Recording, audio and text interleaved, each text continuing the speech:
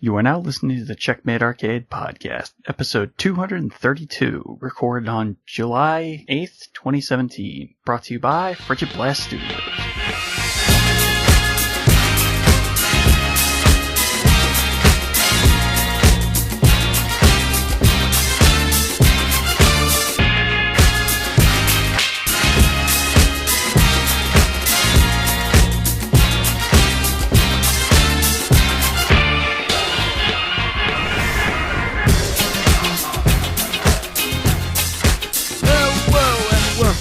Checkmate Arcade Podcast, your home for quarter munching fun and pip cheerio and all that.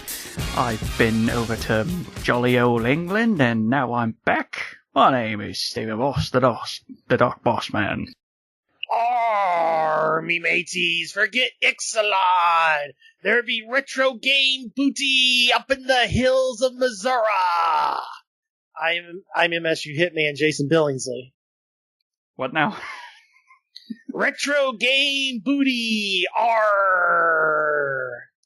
Did you turn into a pirate over our break? Yes, because the magic block that starts this fall is Ixalan, which is apparently a realm of pirates and dinosaurs. Oh. Huh. Okay. Now you've piqued my interest. This sounds way more interesting now. Yep. Yeah, anything with dinosaurs. Yeah, you can count me in. I'm interested. They're the horses. So instead of riding horses, people ride dinosaurs. Huh. Okay. And there's pirates. Pirates are cool, sure, but dinosaurs cooler. Yep. I don't know much beyond that because there was an uncut sheet of rares that's spoiled. And if you go around the dark depths of Magic Internet, you can find out all those, cards that all those rares that were spoiled. But Wizards in their big update post, showed artwork, while I was at GP Vegas. They had the official, hey, here's everything that's coming out for the next year. And they showed the artwork for it that showed a planeswalker that hasn't been around for a while back in a pirate outfit. And then they're on a boat. And then in the background, you see people on land riding dinosaurs. Okay. Yeah. No. Totally interested. Yeah. Definitely want to hear more. Well, yeah, but that's the fall set, so that's end of September, beginning of October, because we have to finish our trip to Amonkhet and the Hour of Devastation, as Nicol Bolas' master plan is revealed. Well, that will also sounds fun too, so sure. Yeah. But, so what I was meaning is, whenever we want to transition into it, I found some random retro stuff that I wasn't actively looking for this stuff. It just I kind of found it. You found it where? Here in the St. Louis area. Like, I wasn't actively looking for these three things, but I was able to acquire said three things because these three things are very hard to acquire. And if you don't do it when it's available, you'll miss your chance. Okay. I'm slightly mystified and interested all at the same time, so how about we just get into our now playing?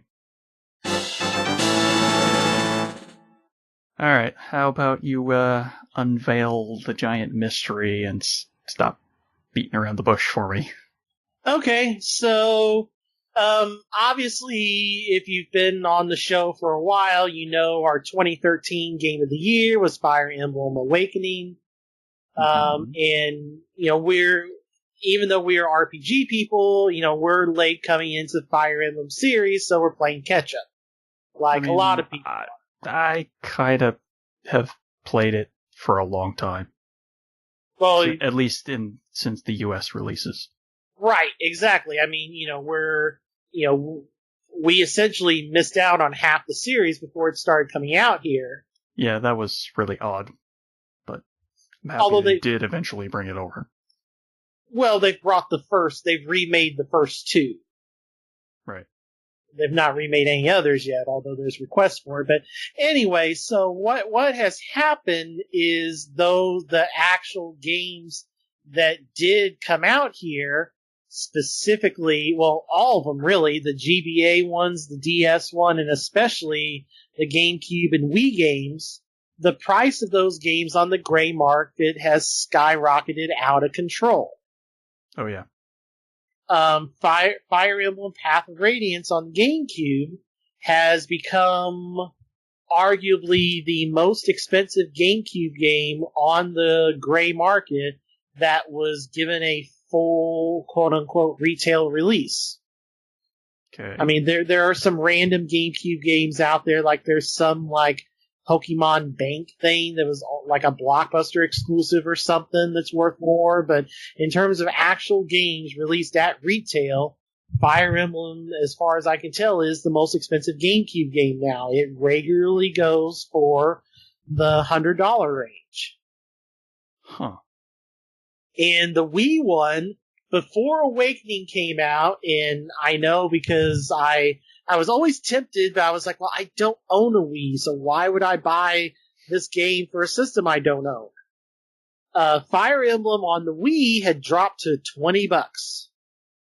And then once Awakening came out, that within a month that instantly jumped to 40, and now it's like at GameStop, if you can find it, it's like 70. Yeah, so seems like Awakening rekindled everybody's interest, huh? Well, it launched the interest. I mean, launched, yeah, you're right. That is a better word. I mean, rekindled / reignited. I mean, you know, it garnered a little bit of interest because of Smash and things of that nature. It's actually a really nice hour-and-a-half long documentary somebody did on YouTube of the whole Fire Emblem series, at least through Awakening. Mm-hmm. That's a real good watch. Yeah, so I mean, Awakening definitely skyrocketed the popularity and has made these games highly sought after because they had very low print runs. So I think this was either right before or right after I was leaving for Vegas, GP Vegas, which we'll get to in a moment. Randomly, Fire Emblem on the Wii came in to my local GameStop via one of their, via shipment, just randomly. And they knew I was in the market for the Fire Emblem games, specifically the GameCube and the Wii.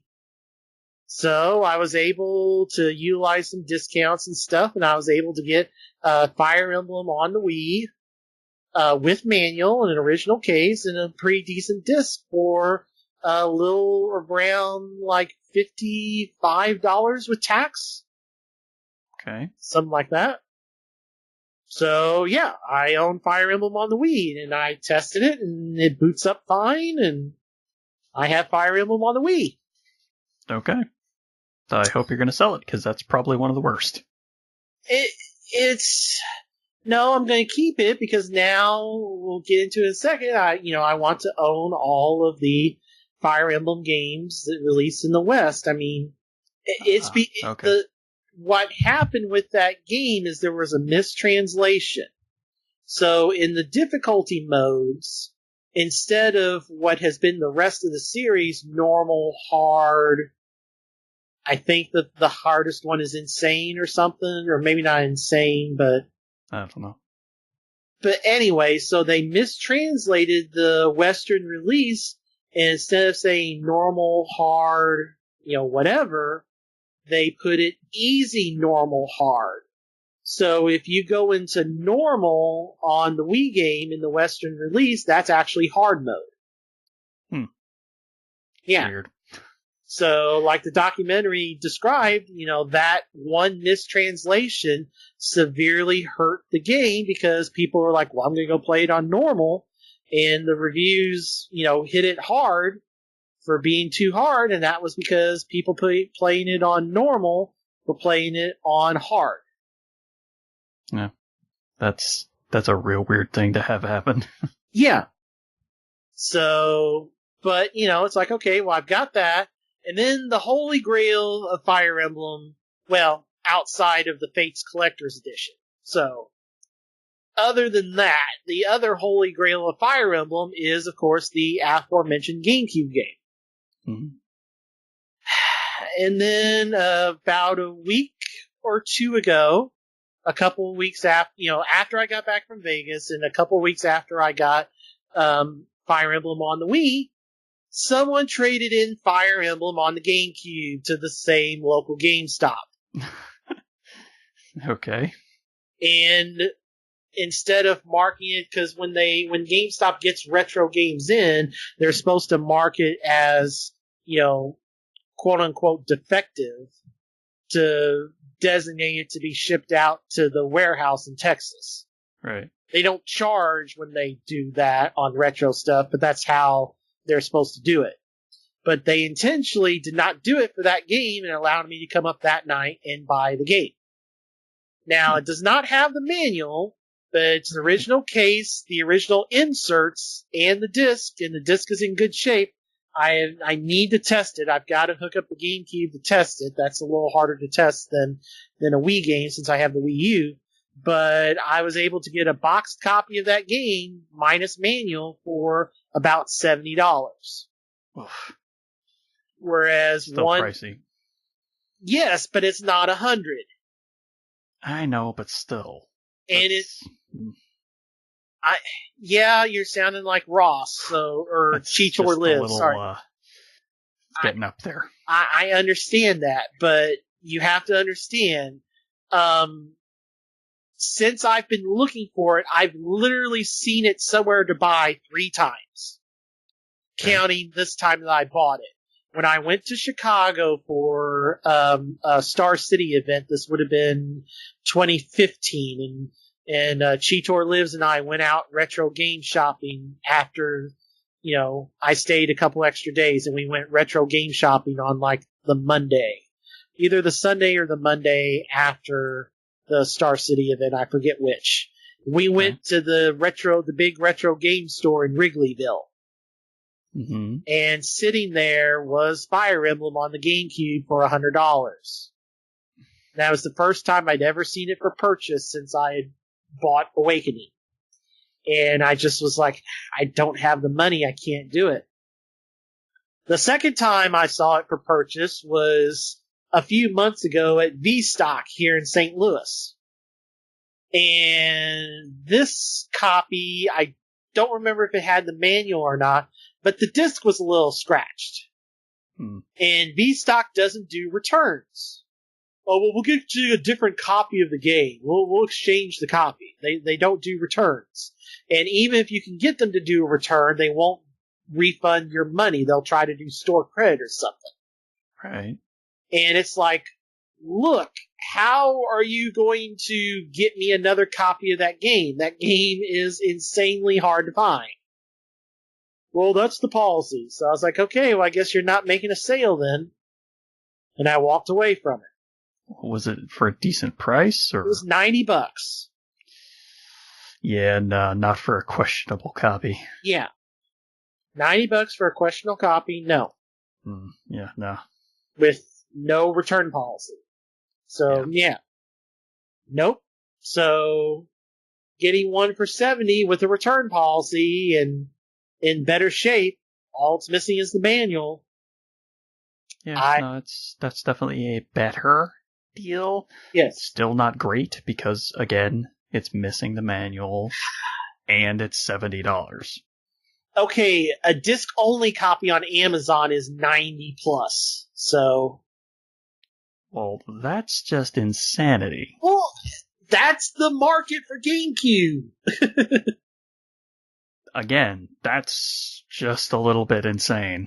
Smash is a launch window title for the GameCube, and it's $60 all day long. Yeah, well, that's Nintendo for you. Well, okay, when Fire Emblem is... $40 more? No. That's not okay. Well, look at Earthbound. I mean, that's still a $200 SNES cart, and it's been redone digitally twice. Now, granted, you have to have a new 3DS family system or a Wii U, but that's still a $200 SNES cart. Coming soon, later this year. That's not going to be quite as big of a problem to play it now. Yeah. If you can find the item in question. Yeah, I mean, they shipped... Which, of course, Nintendo is not going to print enough of those. Of course, because when they say, oh, we're going to make significantly more of the SNES Classic, well, define significantly more, because you said you did 2 million of the NES Classic, so significantly more, what, 3 million? I don't know. I mean, that's significantly more. That's 50% more. Yeah, but that still wouldn't even come close to satisfying half the demand. Right, exactly. They'd need to, at minimum, double. Yeah, because, I mean, if they wanted to, that could be the number one selling piece of hardware for the entire year. They could sell 6 million of those easy. Right. Easy. Right, but they want people to focus on the Switch. Well, right. That's their entire point, is they want a small bump of cash and a little bit of nostalgia just for the holidays, and then they want people to go, oh, Nintendo's got a new console out. Alright, maybe I'll give it a try. Yep. Well, you can't find that. Even though it's significantly more than the NES, than the Super NES Classic is going to be. Right. Would they bump it up to 80, I want to say, right? Yeah, it's 80. And thankfully they decided, oh, okay, we'll make it a little easier on you and not have to make you hunt for a second controller. Right. So 2 controllers in there. Yeah. So, they learned a little bit. Little bit. I mean, that's really tempting, though. Oh, yeah, the library on that is super tempting, just because of all the games, plus the fact that they're including in that thing an unreleased game as of yet. Yeah, officially. Yeah. That's a pretty good deal. Yep. I might actually be hunting for one. Well, good luck into September. Yeah. Alright. There's one more retro thing. Oh, okay. Right after I had gotten back from Vegas, a friend of one of my, the group that I got into starting back up Magic with, in Jefferson County, there was a member of that group that has since quit playing Magic. And a friend of his on Facebook that used to run the Sunset Hills GameStop, he was selling a really good condition top loader NES with the video and power cables, 2 Dogbone controllers, an Advantage and a Zapper for $125. Dogbone controllers? Yes. So when the SNES Mini, when the NES Mini or top loader came out, it came with a different controller. It's not the rectangular, box that you remember. It's a little bit smaller and curved, and it literally looks like a dog bone. Is it closer to what the Super NES controller is? Yes, but it has more depth. Huh. Okay. Hold on, NES. I guess I'll have to include a picture in the show notes. Yes. Or a link to the picture. Yeah, so I'm trying... Okay. Oh, come on, Amazon. I don't want the fake ones. So you got that. Yes. Okay, so... Alright, so, like I said, this, he sent me the link to this, hey, my friend's trying to sell this, da-da-da-da-da. And his friend was, super firm in the price. And I didn't think anything about it because I was like, well, I just came back from Vegas. I don't have the money. Yada, yada, yada. Mm. So what was the price? $125. I mean, that's not too bad. Right. What were the games that were included? No games. This is just the system, the controllers. Okay, here's the Google image results. So I will send this to you. Yeah, right. There you go. Okay. That'll be in the show notes. Okay. So, yeah, it was no games. So it was just the system, essentially 3 controllers, and the Zapper. And I was like, well, I didn't think anything of it. Well, of course, beginning of the month comes, and I'm like, I'm going to go back and see, you know, what's up with that. So I looked, and it's like, well, the listing's still active here on Facebook. So I sent him a message, would you do 100? And he's like, nope, per 125. Won't deviate from that at all. Okay. I started thinking, you know, like I said, these are in great shape. I mean, these are in really good shape. They're not like mint never played, but, you know, they were not used by a nicotine person. These are not like yellow like crazy or anything of that nature. Right. And even though I have a Retron 5, I had traded away my original NES to GameStop for about when they did a promo over a Black Friday, or right around Thanksgiving, either a year or two ago. I forget which, right when they started doing retro trades. They were giving $55 for an NES, which mine was broken. So, well, you know, I found out later. Yeah, I found out later that, you know, the place where I do Magic, he repairs them for $20. So, you know, I could. But see, here's the thing. Like, I already had that thing repaired once. Now, granted, it was some store in Paducah, Kentucky when I was in college. Mm-hmm. So, you know, it's just something that, you know, the top loader is such a cool thing to have.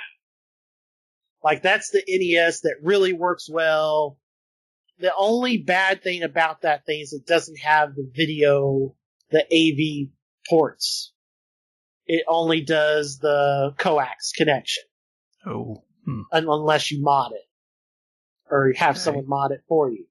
Yeah. But it has no region lock. So you go get a European game, plug it right in and go. So it's something, and again, this is something I'd only seen 1 or 2 of those for sale in St. Louis since I've, you know, and I'm talking like 6, 10, you know, in the decade that I've lived in St. Louis, I've only seen it for sale in a retail store 2 or 3 times. And the last time it was for sale was at the Bodox Games in Arnold where I play Magic. He had the system with 1 dog bone, and he had tried to clean it up the best he could, but it was yellow as crap from nicotine stains. And it was $100. Which is probably about the going rate for one. So I started looking, and I've never liked the NES Advantage. And I actually randomly, I guess from that store in Paducah, when I was in college, I already have a Dogbone controller. Oh. So I don't need a third, you just need the 2. Right. Because I'm not going to play anything 4-player on NES, you know. So, I started looking, and the Advantage sells online for about $30. And an original Dogbone in good shape sells for around $30. Okay. So I'm going to try to sell those. I thought, well, I could sell those 2 items and eat up half the cost of this. And then I would have a top loader NES. So I messaged him back, okay, I'll do 125. And we met last Sunday in a parking lot, and I gave him the money. He gave me the box of stuff. I went to Bodox earlier, a few days ago, to test it. And I am now the owner of a top loader NES. Okay. Okay, so, yeah, I mean, just random things that I've always had an interest in, but, 3 things that are like, well, I would really like to get these 3 things, but they're super hard to find, and I'll never, these are insanely hard to find, and I find all 3 of them within a month. Yeah. It's, you might actually be having some good luck, huh? Well, I didn't at Vegas, at GP Vegas. I had a wonderful time there, but, yeah, so I mean, the biggest... I wasn't gonna say anything. Oh, I mean, it's fine. I mean, I got good value out of the trip, so, the middle of last month, which has been about, oh golly, what? We're about 2.5 weeks since, since this, or no, we're a good 3 weeks now. Yeah, we're a good 3 weeks since GP Vegas happened, which was the series of Magic the Gathering Grand Prix in Vegas that I went to. And I really didn't do great in any of the main events. I went like 3 and 4 in each one. So no day 2s or anything like that. No. I did have one epic play in the limited GP against my opponent in round 1 that, I mean, he must have been a newish player because he won the dice roll, let me go first, saw that I was playing an aggressive deck, and then game 2, when he had the choice, he let me go first again. Yeah, that's odd. Yeah. Like I said, this was a newer player that didn't know what he was doing. And in game 2, I killed him on turn 4. Legitimately turn 4. Wow. Okay. A combination of cards that are in my $15 standard deck I had in my limited deck, plus another one that's not in that standard deck, but is a bomb rare and Amonkhet. And yep, I swing for, you're at 14, I swing for 7, your one creature can't block, and my creatures essentially have double strike. So when they deal damage, they deal double. So 7 turns into 14, GG. Ouch. Nicely done. Yeah. Oh, he was at 13, sorry. Yeah, he was at 13. The turn before, I hit him for 7. And then that turn in turn 3, I hit him for 7 down to 13. And then turn 4, I hit him for 14 to -1. Right. Yep, that'll do. Yeah, that's 20. So yeah, that was, the most epic play of the weekend. But, I mean, the biggest thing with GP Vegas, and it cost me, one of my, I had gotten a free backpack from GameStop that one of the old managers had given me. And I had previously used it to, like, if I took my Wii U home because I don't have this official quote-unquote Wii U case, if there even is one. But this backpack was big enough for that, but I had 3 binders of Versus cards that were foils, extended art / promos, and rares. Okay. Like 3 binders. So this backpack was big enough to hold those. And I've got plenty of those. and I also had some other stuff in there. So between the backpack going from St. Louis to Las Vegas, it's split completely apart. Like the backpack is essentially trash now because it has a huge hole in it. Can't put anything small in it because it has a huge hole in it. But anyway, right. So I'm taking these cards and I'm selling them. There is one vendor that is at Magic events that still buys and sells not at the GP, but they sell at Gen Con or on their website, Cool Stuff Inc. They still buy Versus cards. And they're pretty much the one vendor that still has them for sale. Okay. So on Wednesday when I got to the GP, the main hall was closed. It was being set up. It was not open. So one of the side event areas was the only place open. And there was only like 5 or 6 of the 40-ish or whatever vendors there that were there that day. Everybody else wasn't showing up till Thursday, but there were about 6 vendors that were ready to do business that day. And one of them was Cool Stuff. So we got there a little before 10 o'clock, and I went up there, and they only had 2 people doing the buying. And I was like, well, I'm sick already, and it's only been, from the hotel and back. I'm sick of lugging these damn cards around already. Let's start selling.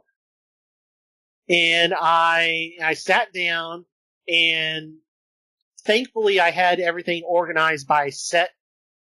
So the guy had to get an iPad out and, go by set and go through all the cards. And basically there went from no line behind me to a huge line behind me because this took an hour. Okay. I sold in the neighborhood of somewhere between 450 and let's say somewhere in the neighborhood of 400 to 500 cards. Okay. Of verses that they took and got $320 cash. I mean, it's not bad. Yep. So that paid for my share of the hotel, and with a little bit of cash kicked in, also paid for my upgrade to Diamond VIP. So, what's that exactly? That was two different VIP areas, the regular one and the fancier one that had a TV set up to watch the coverage, and that was up an elevator up on the third floor of the convention center. And it was a glass, thing you could look down and see everything going on. It was select seating for all the main events, so basically there was an area toward the back, like 10 tables or so, and I never had to move from that area. I would just, when the pairings got posted online, I'd pull up the pairings, find which table in this area I was at, and go to it. I did not have to fight the throngs of 2,500 to 3,500 players in the regular area. People had to come to me. Yeah. I got I got an extra special limited edition playmat, which, I ended up with two of them because I played in all three main events. I bought the package with that. That came with one, and Diamond VIP came with one. And this is now like an $80 playmat because of how limited it was and what card art was on it. So I sold one of those on Sunday to a vendor, and I'm keeping the other one. All right. And then I have 3 other playmats I got to get rid of. I had 4 others and already sold one of them. I need to sell the other 3. Okay. In this VIP area there was water, popcorn, and cookies, and coffee. And if you went to Diamond VIP, you could upgrade that to espresso. Okay. Hey, when you didn't have time for breakfast, going and getting some cookies. No, that's not the part that I'm finding funny. It's just the fact that it's the espresso part. Yeah. And then I don't know why.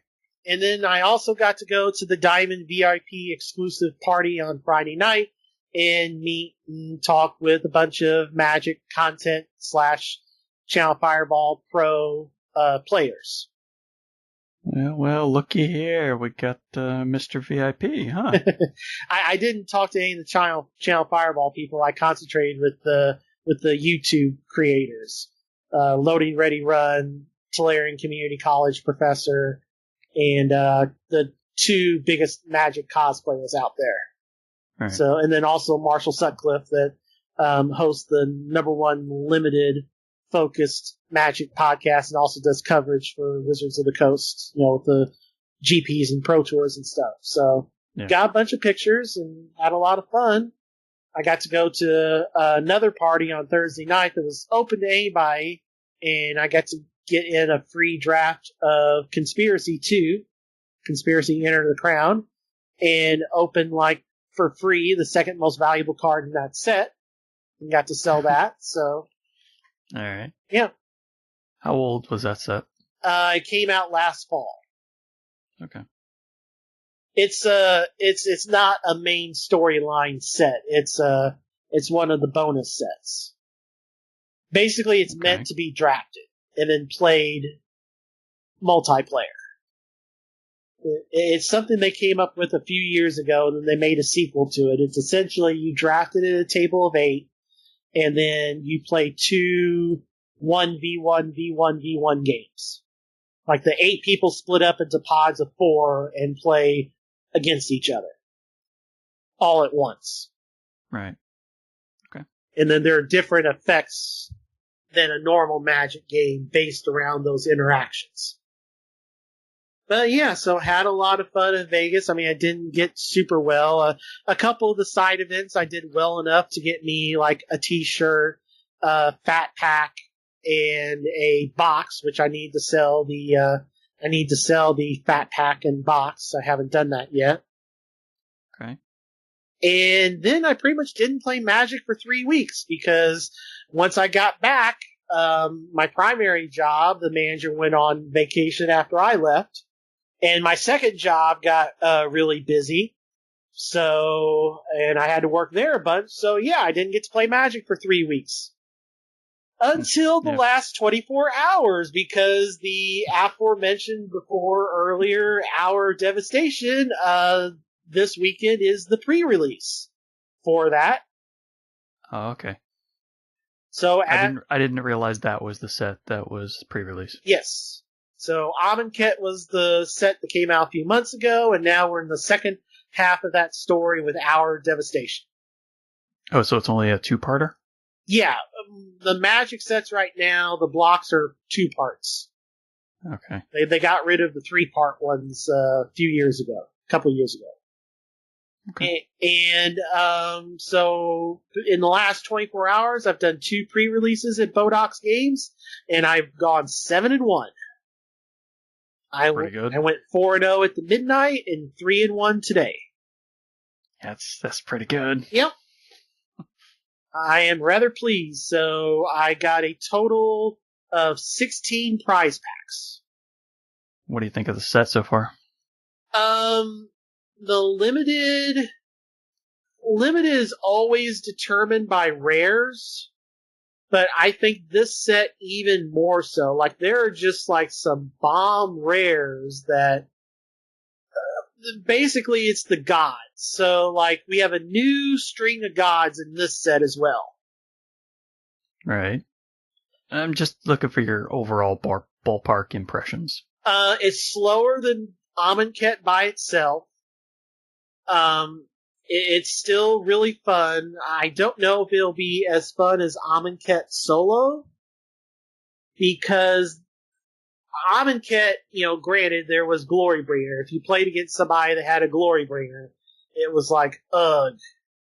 Well, now you can increase that by about, 7 cards. It's like, oh, my opponent had the black 3-cost Bailiff. My opponent had the Scarab God. My opponent had the Scorpion God. Mm. And it's just like, yeah, if I can't answer this immediately, then I just lose. Okay. The gods in this set, so this is the 3rd cycle of gods. So the gods in this set, outside of Bolas, who's a planeswalker, these new gods are not indestructible. Okay. They can be killed. However, that's good. Well, you say that. However, if they are on the battlefield and die, if they go to the graveyard, at the beginning of the next end step, they automatically go back to the controller's hand. So exile effects are really, really needed. And there are more exile effects across the set. Even Red has a spell that exiles now. Okay. Red has a sorcery spell that deals 5 damage to a creature and exiles it. Black has some more exile effects. There's a lot... why would it deal damage and exile? Because it says... whatever the name of the card is, I'd have to go get it. Blah, blah, blah, deals 5 damage to target creature. If it dies this turn, exile it instead. Oh. Okay.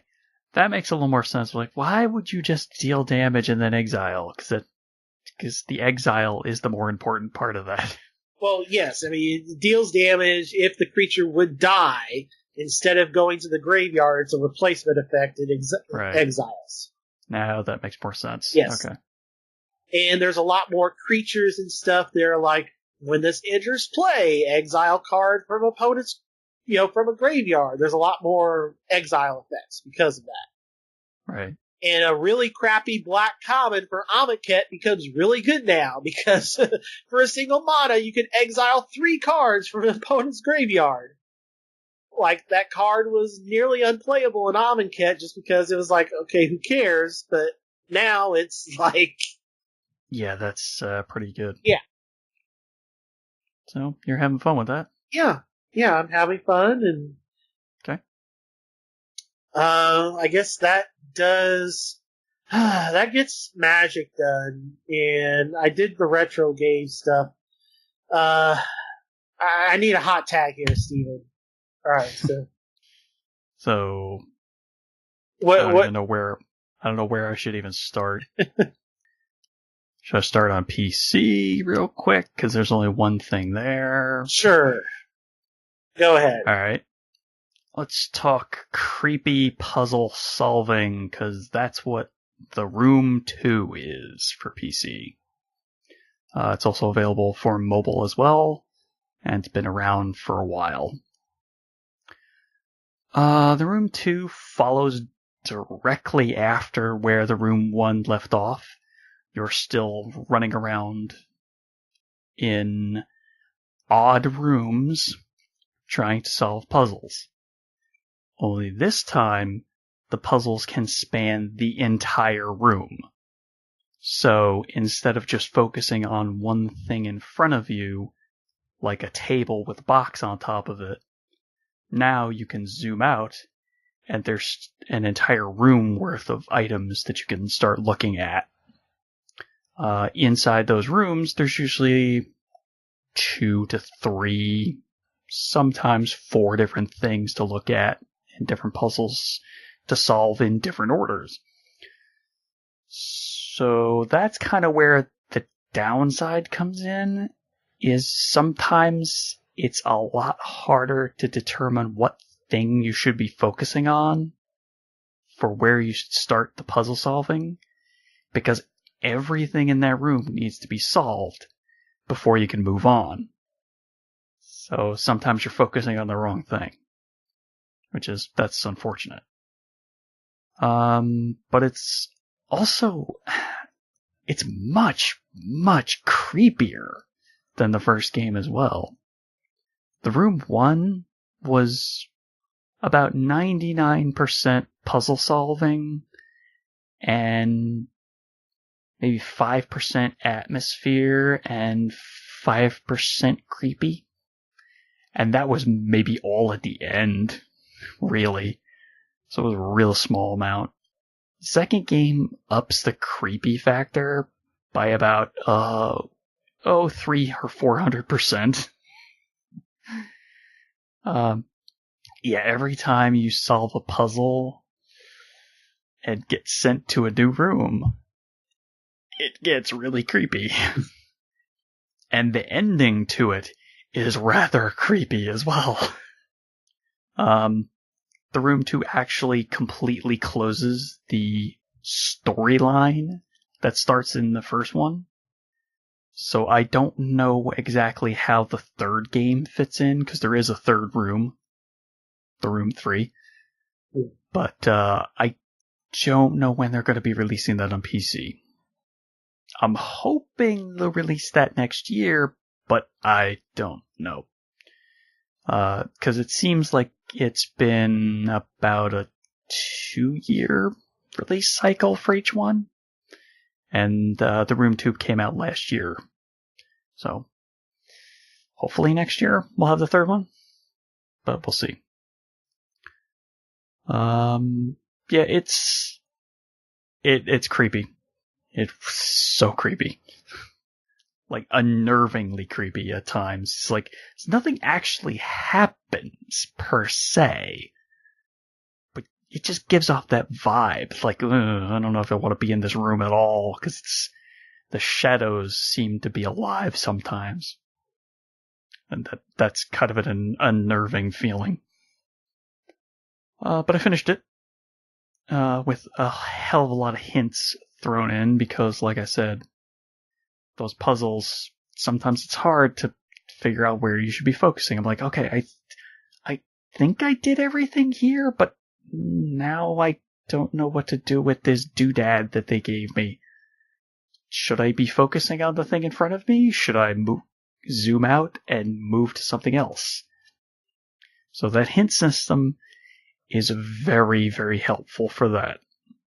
And thankfully, there's no penalty for it. So it's always nice to have. But it was enjoyable from start to finish, even with the minor gripes. So I would still recommend it. Just like the Room one, it's an adventure game where you're just hunting for puzzle solutions throughout the entire thing. So it doesn't take very long. I think it was only a little over 3 hours for me total. So it's a quick play, but very enjoyable. So I would definitely recommend that one for sure. So, did you want to take it from there? Yeah, I guess we'll do some mobile stuff here because obviously going to Vegas and during some downtime of my primary job, I've had a couple of things to play. One much more so than the other. Real quick, something that's always been a favorite of yours that because now I have an iPhone with a larger hard drive, and they sent a thing to Magic stores where you can get a free rare card or whatever for the game. I tried Magic Puzzle Quest. Okay. What do you think? It's fine. I don't think I would play it enough to be able to get even remotely close to where you got in it in terms of... Yeah, because I finished like everything. I was kind of hurting for content for a while. Well, before I just let it go and haven't been back since. I think now, because now I'm betting they have Kaladesh and Amonkhet updates, so there may be stuff for you to do now. But right, but it's been too long. I kind of don't care. Yeah, I mean, I had my fun with it. It was fun while it lasted. Yeah, I tried it and I was like, okay. I can say I've tried it now, and it's just, I mean, I guess it's part of the elitist. It works fine on phone. It's just as part of the elitist in me, or I'm just like, it was fine. Yeah, it was totally fine. But just there wasn't enough there when I was playing it last year. Yeah. So. But so what I've been playing a whole lot of, and from trying to peek at some of the JRPG walkthrough people that I follow on YouTube, and not actually clicking their videos so I don't get spoiled. But I may be about halfway through Fire Emblem Echoes on the 3DS. Okay. And I really like this Fire Emblem game. I mean, obviously, but I mean, the reasons why is, it's different. Now for some people, the relationship thing, there is still supports. You can still get up to A-level support but it's only specific character tandems that have this capability. It's not like the last two Fire Emblems where any character can get, up to A or even S level supports. Only certain characters can get up to A.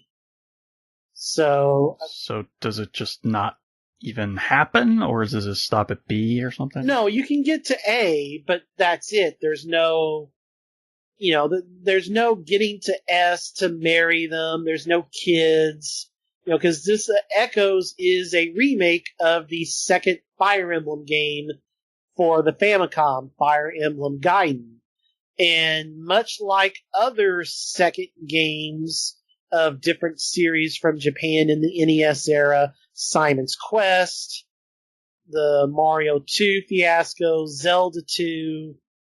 There were things that they tried in Gaiden that didn't appear in other Fire Emblems either since or for quite a while. Mm-hmm. Gaiden was the first one to have an overworld. Normally you just progress from story mission to story mission. There was no overworld. There was no way to be like, okay, I'm going to go back over here and redo this fight to grind for experience or something of that nature. That was not a thing until, we went back to, or Awakening brought that back. Yeah. So, also there's dungeon crawling. There are actual dungeons you can go into, and then there are creatures around, and if they see you, they will come to attack you, and much like the Persona games, you can hit a button to attack them first, and if you do, basically it's like, if you swing and hit them when you meet up, you get first turn, and they take a slight bit of damage before anything starts, like they all have like 2 hit points shaved off or something. If you swing at them but miss when they come in, you get to attack first, but they take no damage. They're at full health. Right. And then if you don't do anything at all and they hit you like from behind or whatever, then they get to attack first. Right. Okay. And also there's kind of a stamina system in that the more you grind in the dungeon, the characters will start to get fatigued, and as they fatigue, their stats, they are more prone to taking critical hits or things of that nature, or they're more prone to miss their attacks. Basically, their dice rolls suffer. Okay. And you have to eat or drink food. You have to eat food, and that's the secondary effect in Fire Emblem Echoes. Eating food not only restores health, but it also restores the stamina. And what food you eat determines by how much. So, like the more powerful foods, and those will heal more and almost completely refill your stamina. Whereas if you do like cold soup or bread or something, you'll gain a decent amount of hit points and you'll get an okay amount of stamina, but it won't be a lot. Okay. So actually, yeah, that's a very different system. Yeah. And then the other thing is, in terms of the class change, there's no items to have to do a class change. And they can be done anytime you get to a certain level. Okay. Like, depending on what class they are starting off, once they hit X level, they can upgrade. And unlike Awakening and the other Fire Emblem games, where you're better off to grind the characters as close as you can to level 20 before you do their upgrade, so that you get the max benefit from it. Mm-hmm. In Echoes / Gaiden, it is much better to upgrade them as soon as possible, because they will get more. They will, as you increase level, once you get past level 10 of a class, in Echoes / Gaiden, the amount of experience you gain, even as you get to like level 6, 7, 8, especially once you hit 10, the amount of XP you gain just falls off a cliff. So it is easier to class change immediately, except for the 2 main characters, Alm and Celica. They're different. But with everybody else, as soon as they get qualified to upgrade classes, do it. You will get an easier boost to their stats if you do it as soon as you can, versus grinding and getting them to level 20 before they do it. Because generally, for the regular characters, outside of Alm and Celica, who are different, once they are qualified for, and also this is a thing outside of the magic users. So outside of the magic users, you do not learn skills automatically at levels. You learn skills from equipment. So you give them an iron sword, an iron bow, a steel bow, steel sword, whatever. And when they use it enough in battle, they will learn an ability from that weapon. Most weapons have at least 2 abilities. Some of them have 6 to 8. Okay. And as long as you have that weapon, quote unquote, equipped, each character can hold one item. It can be a weapon, it can be a shield, it can be a food item, or some other type of accessory. So they can hold one item. As long as they are holding whatever item, if it's the sword or spear or whatever, they will be able to do that arts. They actually call them arts. But if you take that off and have them get something else that may have better stats or something, then they still know that art, but they can't use it because it's tied to the specific weapon. So there's only one equip slot? Is that what you're saying? Correct. There is one slot that they can hold. It can be a weapon, it can be a shield, it can be a different type of accessory, or it can be food. How do they attack then if it's not a weapon? They automatically have whatever. They have like a base weapon depending on what their class is. So, okay. Like they have a generic spear, they have a generic sword. Okay, that makes much more sense then. Yeah. All right.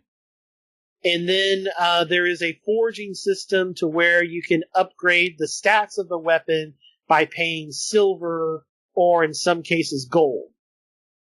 Okay. And there's a handful of weapons that you need to forge at least once or twice to be able to get the real version. Like, for example, there are cursed weapons. And these have, really big stats, but they're cursed and they have constant drawbacks. Of course. If you do the transform forging option, which usually the transform options cost a gold piece, which are harder to find than silver pieces. Right. Once you do that transform, though, like for example, there was a cursed sword. And once you do the transformation to it, it becomes a brave sword. Okay. There is a dagger that Celica has at the start of her quest. You have to forge it regular once, and then the transform option appears, and when you do the transform option, it becomes basically her family sword, and there are abilities on that sword that only she can learn. Oh, okay. So yeah, so they things are, will take a little bit of getting used to. The core Fire Emblem parts are there, but there's some things that are different. And if you're a little fatigued from Awakening and the Fates series, then this will be a little bit of a throwback. Yeah, it sounds like it's different enough that I would definitely be interested. Yeah, and it's act based. It's not chapter based. Okay. So you will not always. There are times where, at least not until maybe later in the game, Alm and Celica's stuff. There's actually there's a tutorial / intro chapter, which is brand new for this game. It was created specifically for this game. And then after that, you have the various acts. And Alm and Celica are 2 different paths. They have different characters in those paths they can recruit. They do not share an inventory at all. They have separate inventories, etc., etc. The only difference is there are towns you can go to that will have a peddler. And once per act, you can give that peddler an item, and they will take it from Alm's army to Celica's and vice versa. But you can only do that once per act. And it's 1 item. Okay. So I'm guessing you're probably only going to want to do stuff like the super powerful weapons or armor or stuff like that. There's generally like side quest items. There'll be like specific things. They're like, there's like there's a special shield that appears on Alm's route, but the side quest to fulfill it is on Celica's route or whatever. So you get that, and then you send that over, and then they can complete the quest and get the reward. Okay. All right. So that's something to consider. And then I don't want to get into too much specifics, but Right. eventually you might be able to see like both armies, but you only control one at a time. It's there's an overworld, but Alm and Celica's armies, at least for the first half to 2/3 of the game, are not together. Right. Story stuff happens; they are separate, but the events happen concurrently. Right. Okay. So so there's a lot of things different about the game to where if you're a little burnt out on the waifu stuff and everything of that with, there's enough differences in this game where it feels refreshing. And this is a really nicely done remake. I mean, fully voiced.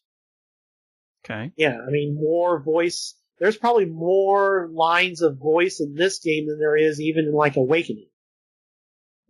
Okay. Yeah. Like even Pretty good.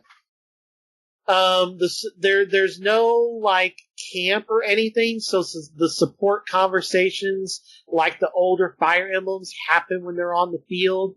Like you'll select a character and there'll be an icon that says talk next to the other character, and if you move next to them, you can select talk as the option, and then the support conversation happens. But you also get another action. It doesn't take up your whole turn. Oh, good. Yeah. I was gonna say, I was like, yeah, they definitely did a good thing when they originally changed that. But yeah, if you're gonna get an additional action, that's fine. Yeah. So you can move, talk to somebody, and then still do whatever. Yeah. Okay. Alm and Celica, like I said, their upgrade pass, most of the characters get to upgrade class 2 to 3 times. The villagers get to do it 3 times. Everybody else gets to do it twice. Alm and Celica, because they're the special characters, they only get to upgrade once. Mm-hmm. And especially for Celica, you want to grind as much as possible and get her to, I will say, at least level 18 before the end of Act 3. Okay. At the end of Act 3, her class change automatically happens. Huh. If you do not get her, let's say that between when you go into the place that would be the end of Act 3, if you have her at level 18, if you explore enough of this area, you can get 2 free level upgrades for her to get her to level 20. And she learns an ability at level 20 that is super powerful. And if you allow Act 3 to end, and her class change happens, and she's not level 20 when that happened, then you lose that ability and you can never get it. Huh.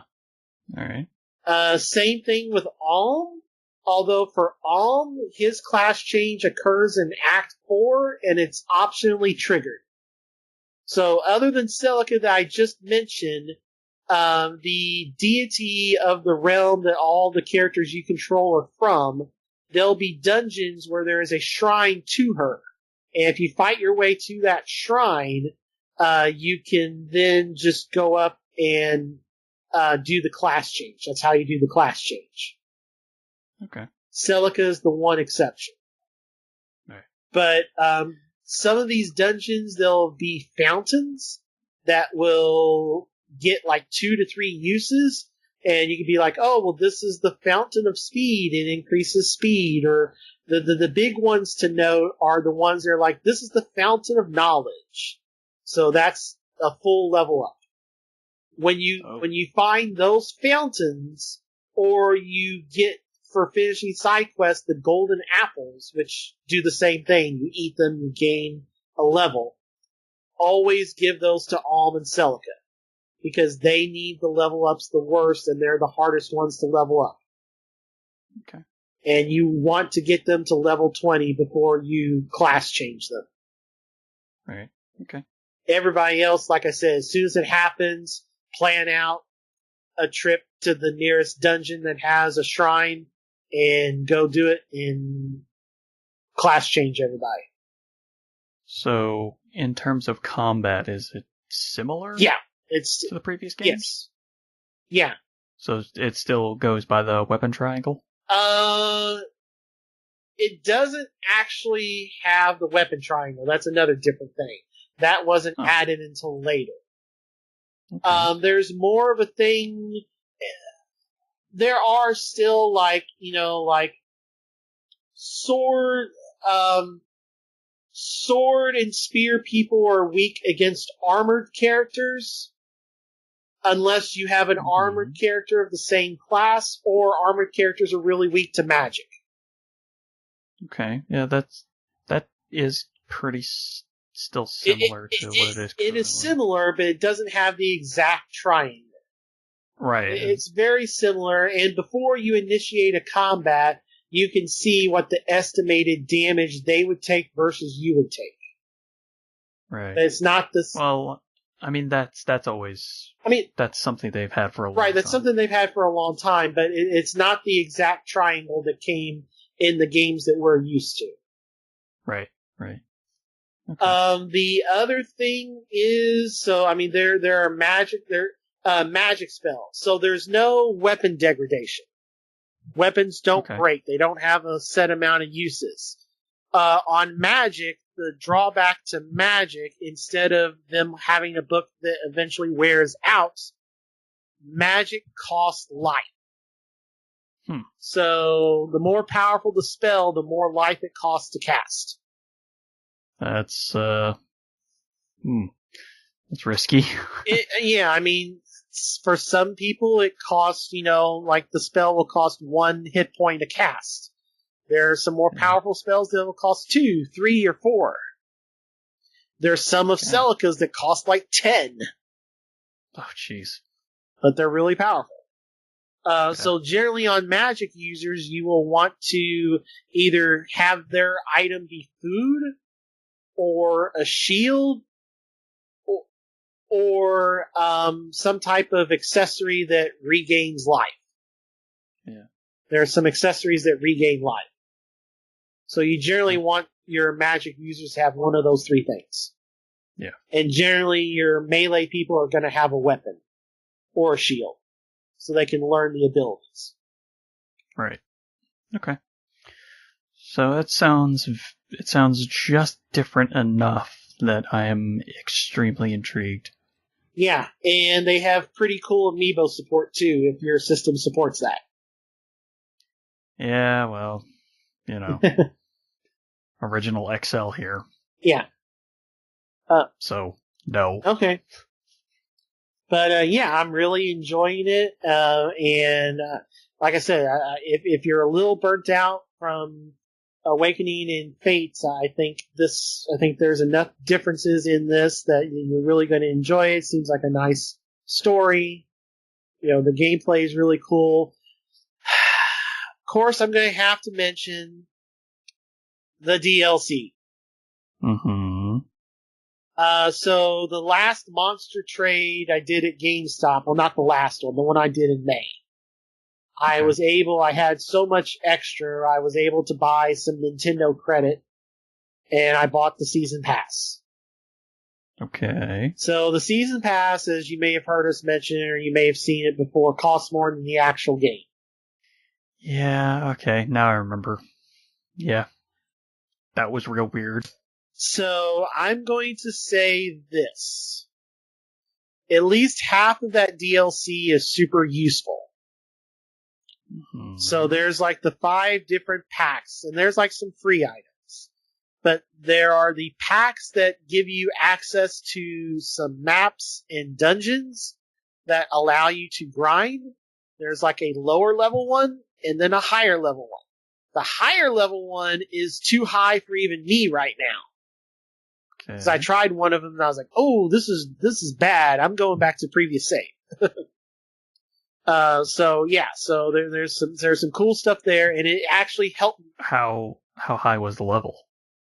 Like, I was having to face 3rd tier guys at level 1, where like certain of my characters would be able to fight them and do decent amounts of damage, but some of my characters would probably get close to one-shotted. Oh. Yeah, so like there's like Okay. there's like the lower tier stuff where if you're like in the first 3 acts of the game, it's pretty good to grind. And then like the higher level set is for like grinding in like late act 4, act 5, act 6. Once everybody's in their max classes and stuff like that. All right. Okay. There's also a pack that allows you to it's a special shrine that allows you to upgrade to one of 8 super overpowered classes. All right. I don't really know how exactly those work because, I've been waiting, I'm still trying to get my characters, I only have a few characters that are at their max class. And those are only in the DLC? Yes. There are 8 types of characters that are. Some of them are new, some of them are, from previous, from different Fire Emblem games, but they're all like, classes that are not available except for these DLCs. Okay, that seems like it breaks the game. Yeah, I mean, like I said, I haven't really looked into those things a whole lot. All right. There is a pack that is basically a prequel to the game. So if you're interested in playing some combat scenarios with the characters, it's called The Rise of the Deliverance. So, so if you're interested in that, it doesn't really get you it's just story. It's like, hey, I'd like to know the backstory of these characters. Right. The 10 classes are the Destrier, the Titan, the Skylord, the Sorceress, the Fairy, the Ogre, the Marksman, the Savant, and then the King and Queen. And then there's the Rise of the Deliverance pack. And then there's the Fledgling Warriors and Undaunted Heroes. That's the grinding ones I mentioned.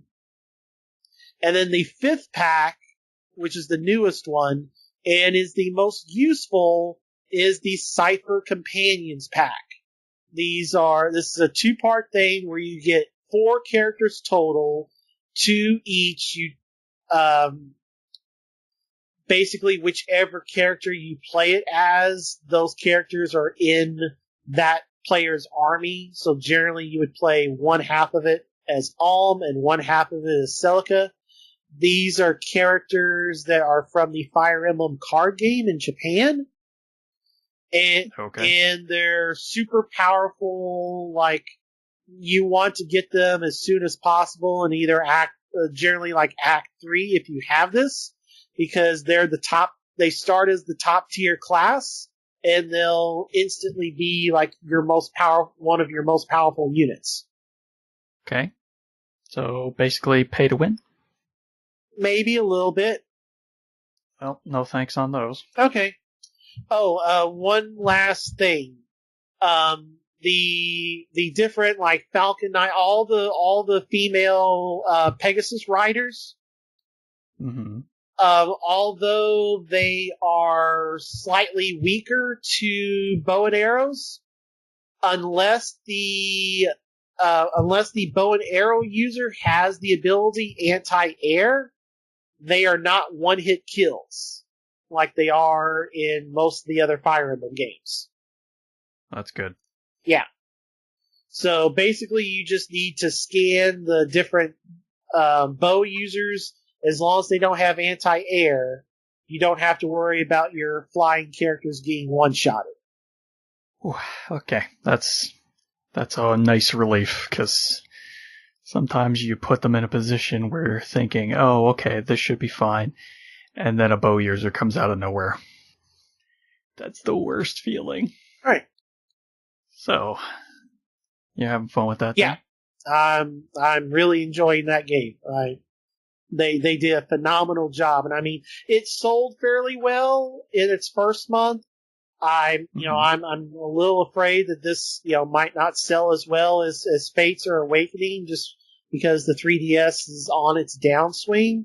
But if you have a 3DS and you're interested in Fire Emblem, I would highly recommend this.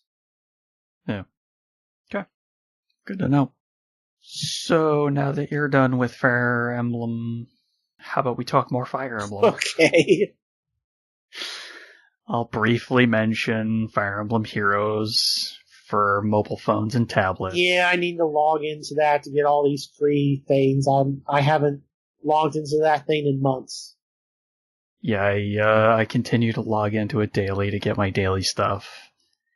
They stopped constantly giving you orbs every single day for a while, and now they're back to it for some reason. Yeah, because probably it fell through a roof or fell through the floor in terms of.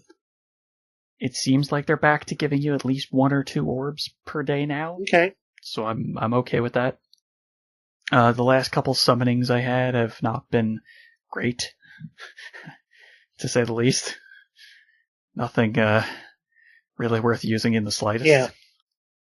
They added a bunch of brand new paralogs and xenologues. The paralogs are side stories. The xenologues are post-game content that actually adds to the story a little bit. One of those introduced a new play mode called the Tempest Trials, and that's a series of fight after fight after fight multi-maps where you don't get the chance to regain all your health between matches during those. And you've only got X number of teams to use before you lose. Mm-hmm. So one of your teams can completely wipe, and you still get the chance to run in a brand new team, but none of the characters that initially lost can come back in on that second team. Okay. So it's interesting, but not that. It's not so interesting that I constantly would want to play it. It's also a timed thing as well, because I already did one of them, and now this is the second one. So it kind of focuses on the main antagonist the most, but the Tempest kind of destroys one of the worlds from the Fire Emblem series. So, or attempts to destroy it, actually. So, the entire point is you're going into the Tempest itself to stop the destruction from happening to that realm, essentially. So, it's an interesting idea, but doesn't do that much to move the story forward, really. So, it's sort of a meh edition. Yeah, they introduced the summertime summoning pack now. So all your favorite characters have summertime outfits. Your Awakening ones. Yeah.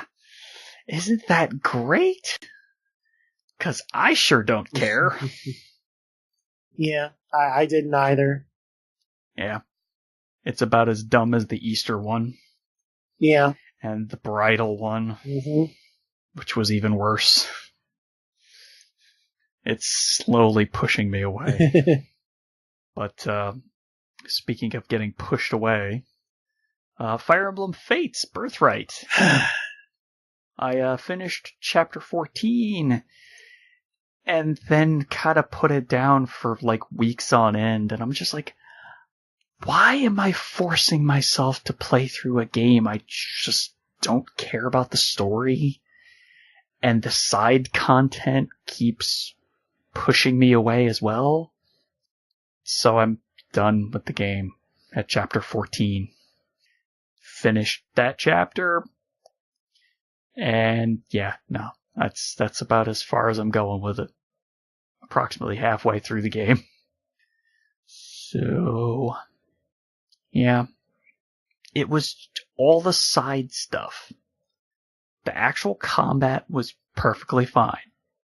But the way they did the support system, where you don't actually support the person with defensive maneuvers at the same time as doing extra attacks. Yeah. Grated on me to no end. The building your castle part of it was just annoying and yet necessary at some points because you could get statues that boosted some of your character's stats a little. Collecting different items like foods and ores and using those ores to do the crafting in the game for upgrading your weapons just was an annoyance more than anything else. It's just all of it seemed to just clump together and push me away. On top of the story not really catching me in the first place. So, yeah.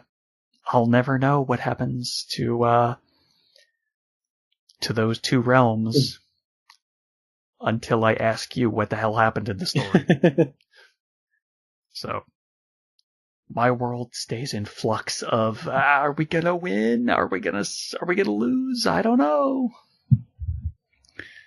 So, that's it for Fire Emblem Fates for me, at least. I think you're going to enjoy Echoes better. Yeah, it's just all that side stuff just was not making me want to keep playing constantly. Now, so I talked about the supports. Echoes, they don't, you don't even see them on screen together. They don't, attack together or anything like that, but they get an invisible boost to their ratings and percentages, but it doesn't tell you how much.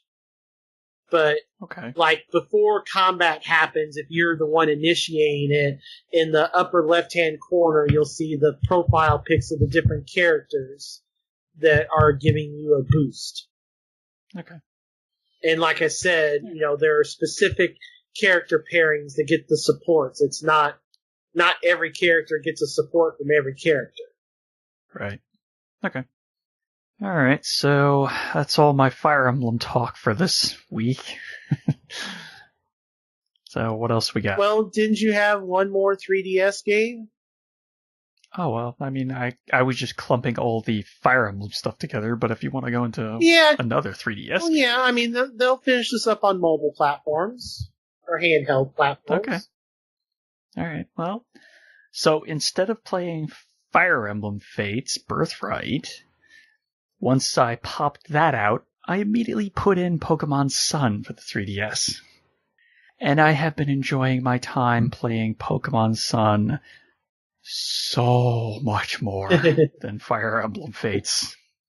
Oh man, I missed playing some Pokemon.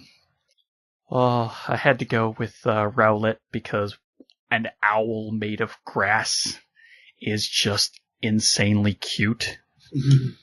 And adorable and ridiculously fun. So I've already gotten him to evolve once, and now he's in his second form. Just the first form, Rowlet. Oh, it's just so adorable. Oh, I love that thing. Oh, it's so good. I can't wait till it hits its final form because it's just super cool looking. And the fact that it's Grass Ghost just makes me super happy with that. So Pokemon Sun is very, very different from previous Pokemon entries in that there are no gyms to go and battle Pokemon in. So you don't journey around one area and collect badges from a gym. Instead, there are 4 islands that you must visit. And on each of those islands, there are trials. once you finish the trials, then you can hit up the kahuna of the island. Mm-hmm. And the kahuna is a very powerful trainer. Now, the first kahuna you battle against is not so strong, but I have a feeling that's going to jump up a little bit in the ensuing kahuna battles. So, there's only 4 kahunas, but there are more than 4 trials. There's, I think they said 7 trials total. Okay. There was only one on the first island, but I think they said there were 2 trials on the second island that I'm visiting currently. So yeah, I've reached the second island so far. I've met up with Team Skull, the enemies of this game. They are indeed just as weird as they sound. 'Cause they're pretty boneheaded. See what it does? Yeah. Mm-hmm. Yeah, no, they make that joke inside the game too. Of course, Treehouse would put that in there. But it works because they're like ridiculously over the top with their actions and their one-liners that they pull off. And they're also super, super weak, which is just funny in its own right. Because I've had zero trouble with any of them. So, yeah, I'm having a lot of fun with it. A lot of it's fully 3D now, too, which is another big change. But boy, do I feel the difference because it's fully 3D. Because it really, really takes a lot of long load times. Far longer than previous games. So you can kind of tell it was optimized for the new 3DS family of systems. So, yeah, my old 3DS XL is kind of chugging every once in a while when it tries to do stuff. Well, Steven, there's a product coming out that's made just for you. What? I had not heard this. I say jokingly because I already know. There's a new 2DS XL coming soon to a retailer near you. What? 2DS? What is this nonsense? There are 3DSs now. Yes, but the new 2DS XL will give you all the benefits of the new line of the 3DS family, and it will also be lighter than a new 3DS XL is currently. In fact, you won't notice much of a difference at all between the new 2DS XL and your current 3DS XL. Not only that, but due to popular demand, we've brought back the SD card access to a slot on the side. No longer will you have to undo the hinge cover to replace your SD card. Oh, tell me more. All this is available to you for the low MSRP of $149.99. Such a steal. I might need to get one.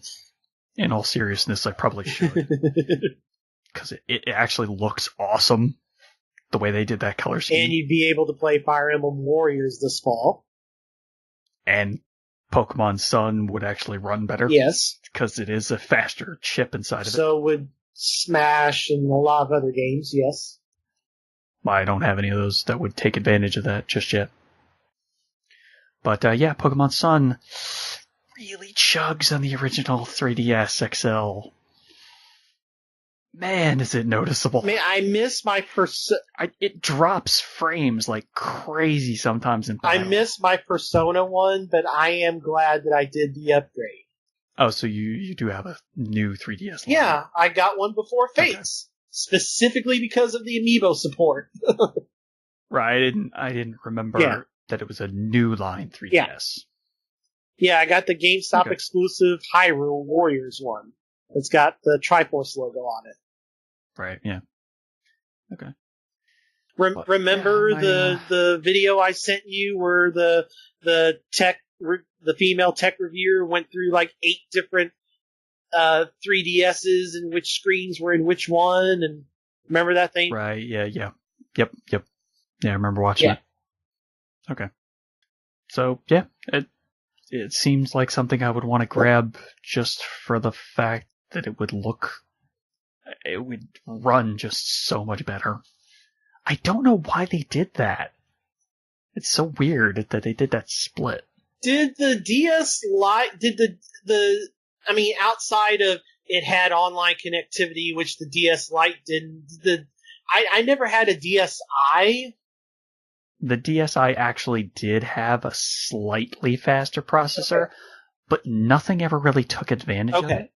Other than you could download certain, there was a DSi shop where you could download games, whereas the DS Lites had no option for that. That was always the biggest thing. Oh wait, there was like 1 or 2 games that actually did take advantage of it slightly. Right, but it was hey, we put a camera on this, and you can download some games to it, and it was always I'm never going to use the camera on that, and I don't care about these games that are on there because they're basically ports of very simplistic mobile games. Yeah, well, except for there was the Four Swords thing, which eventually got released limitedly on the 3DS. That was the big one. But there was also the Shantae game. Oh, okay. I don't remember which one it was, but there was a Shantae game that was released exclusively for 3DS or DS. Right, but those have been redone a bunch now, so... Right, yeah. And those would be available now anyway, just because of the ability to download previous gen other games. Than like the one DSi game that utilized the camera, there wasn't like DSi exclusive games or games that performed so much better on DSi versus DS Lite. And plus you lost the GBA port, which was huge. Yeah, that was the thing that made me go, I don't need that. I'll keep my regular DS Lite, thanks. Yep. Because that was such a damn good system. Yep. Oh my god. That design was just so perfect. Yep. Yeah, I remember when the DS Lites first came out. I mean, you couldn't get them for a year. Or several months at least. It was right around when we started this show. And I remember getting the pink DS Lite and you giving me all kinds of crap for it. I just thought it was fun. Yeah. But it was like, that was the only one available. Yeah, no, I understand that now, and I did understand that back then. It's just funny. Yeah. I don't know. But, so I'll have to look into that. So yeah, that's all I've been playing on 3DS. Oh, sorry. I was just enjoying water out of my brand new Camelback Magic the Gathering Diamond VIP Grand Prix Diamond VIP water bottle. Okay. Supposedly this is like a really well-known name brand in water bottles. Yeah, no, I've definitely heard of them before. Okay. I didn't know how good they were. Supposedly they're pretty good. Like when the people I was rooming with saw it, they're like, "Wow, that's really good water bottle." I was like, "Okay, cool." I didn't, I am not a water bottle expert, but supposedly it's not supposed to leak. It's got like a sealed thing where like I've got it like held over my microphone right now and it's not leaking. So oh, if only this was video. Yeah, we're not at that level. No, we don't have enough listeners for that. All right, but we appreciate the ones we have. Oh yes, no, definitely. Part of the reason why we keep doing it. The other part of the reason is we just like talking about games for way too long. Yeah, that's true. All right. You know, it happens. All right. Well, I guess let me touch on the one mobile game I actually played. Oh my gosh! Or did I talk about this before? Did I talk about Magic Puzzle Quest last episode? No, you did earlier this episode, though. Oh, okay. All right. Okay. Sorry. All right. So let's just go to Xbox then. Quick aside, real talk. It's been a while since we recorded the first piece of this show. You know. Yeah, that's true. I forgot. Okay. All right. So Xbox. Let's finish up on Magic because guess what? There's going to be no more updates for Magic Duels of the Planeswalkers. What? Yeah. No more new cards. I mean, you can buy the old cards to your heart's content and you can still play if you want, but there'll be no more cards added to it. What was the last set that he added? Amonkhet. So they're one set behind now? Well, and counting, but yes. Right, but currently they're one set behind. Correct. Yes, correct. Okay. Alright, I wonder if they're going to do another one. No, Magic's in a really weird place right now. They've got like a new CEO, and they've got pressure from Hasbro to keep turning a profits. So there's a lot of weird stuff going on. Like they just made an announcement where they were getting, starting in October, they're getting rid of the Friday Night Magic promo cards. Huh. And they're just going to do double-sided foil tokens. Interesting. And then the kind of storage... There's always been this thing called Game Day, which took place near... right after the Pro Tour. The week after the Pro Tour. And it was kind of a de facto... Think of like the store championships for Versus. Or city championships, excuse me.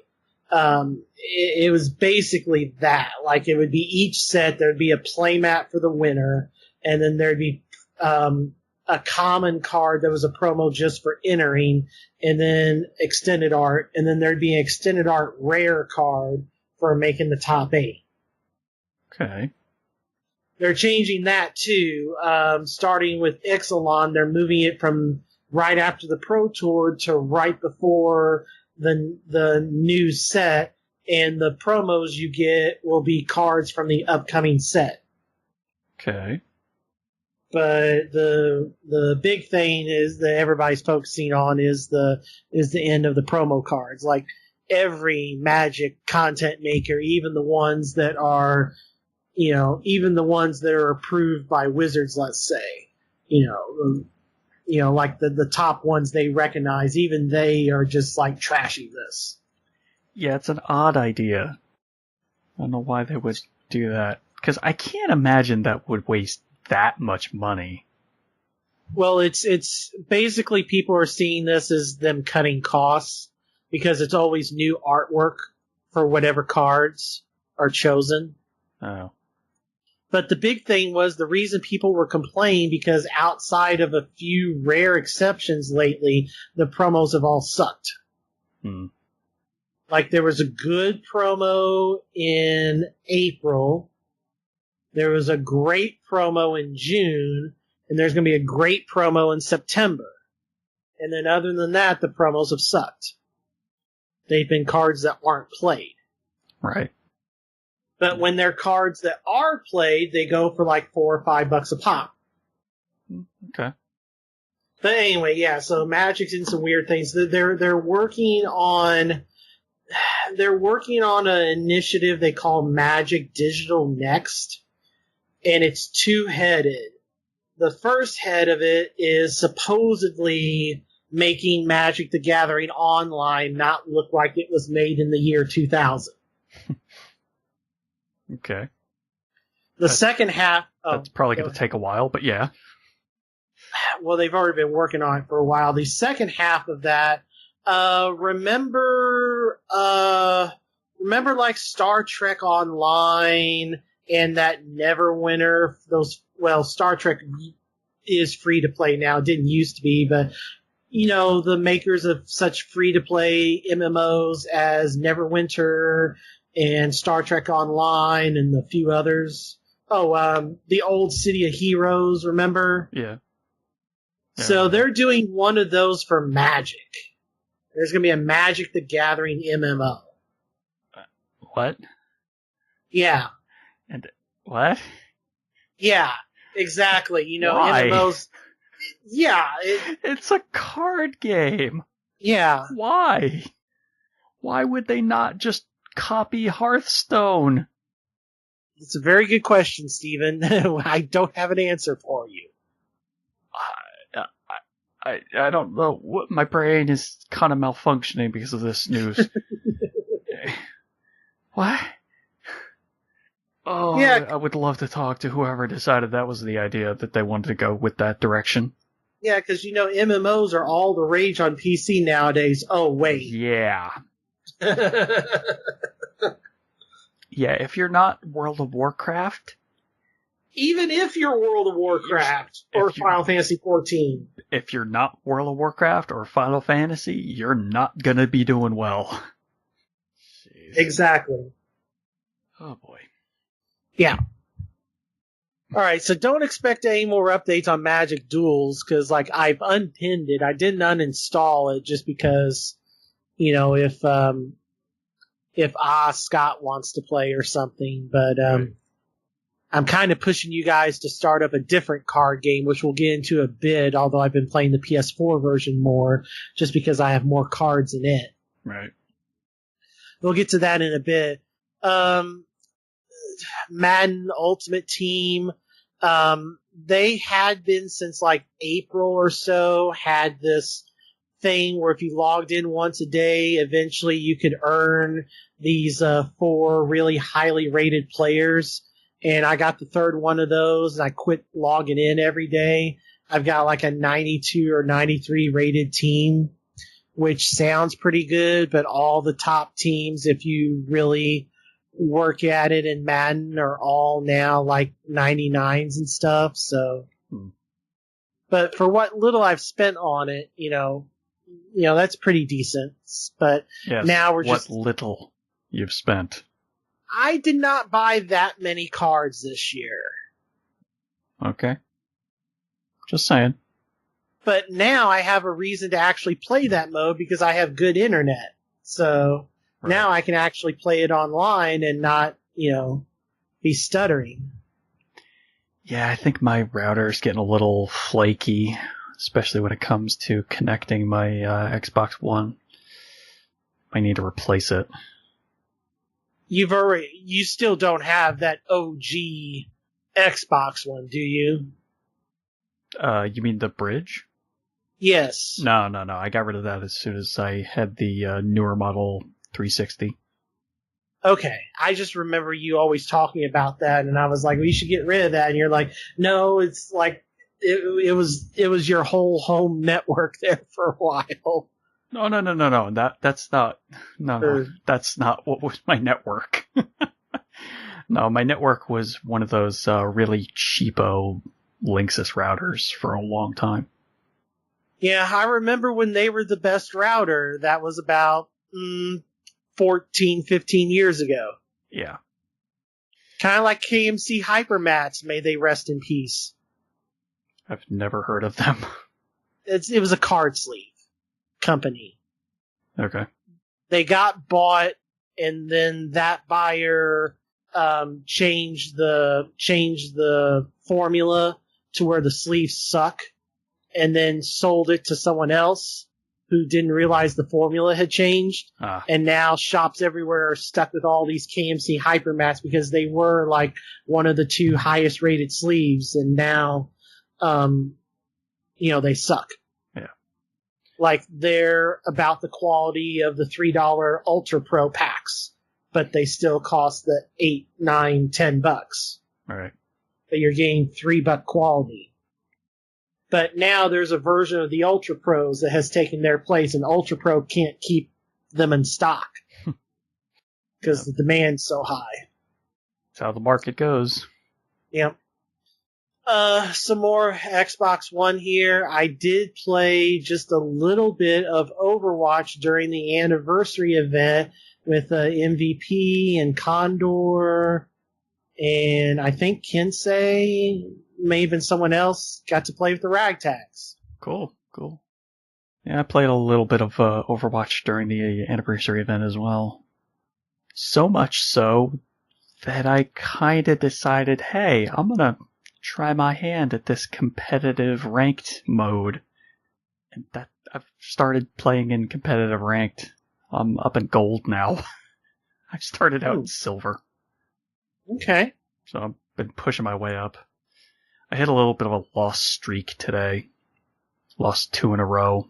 Lost a little bit of my rank, but I'm still solidly in gold at this moment. Okay. That's cool. And that's pretty good for having 0 friends currently playing with me. So I'm a solo player at this point.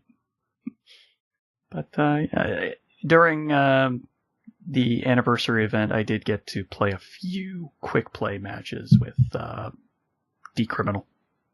Yeah. I think that's who else was in the party. That's right. Yeah, it had been a while since I played any games with Criminal. Yeah. But it was fun. Yep. I had fun. There wasn't much to the anniversary event, though. It just kind of was special loot boxes. Yeah, just little extra icons, a couple extra skins, and that was about it. But yeah, it was alright. There wasn't any like special game mode or anything that they added in for that specifically. Although they did add a few new 1v1 and 3v3 maps, which is okay, but I don't really play Overwatch for elimination. Right.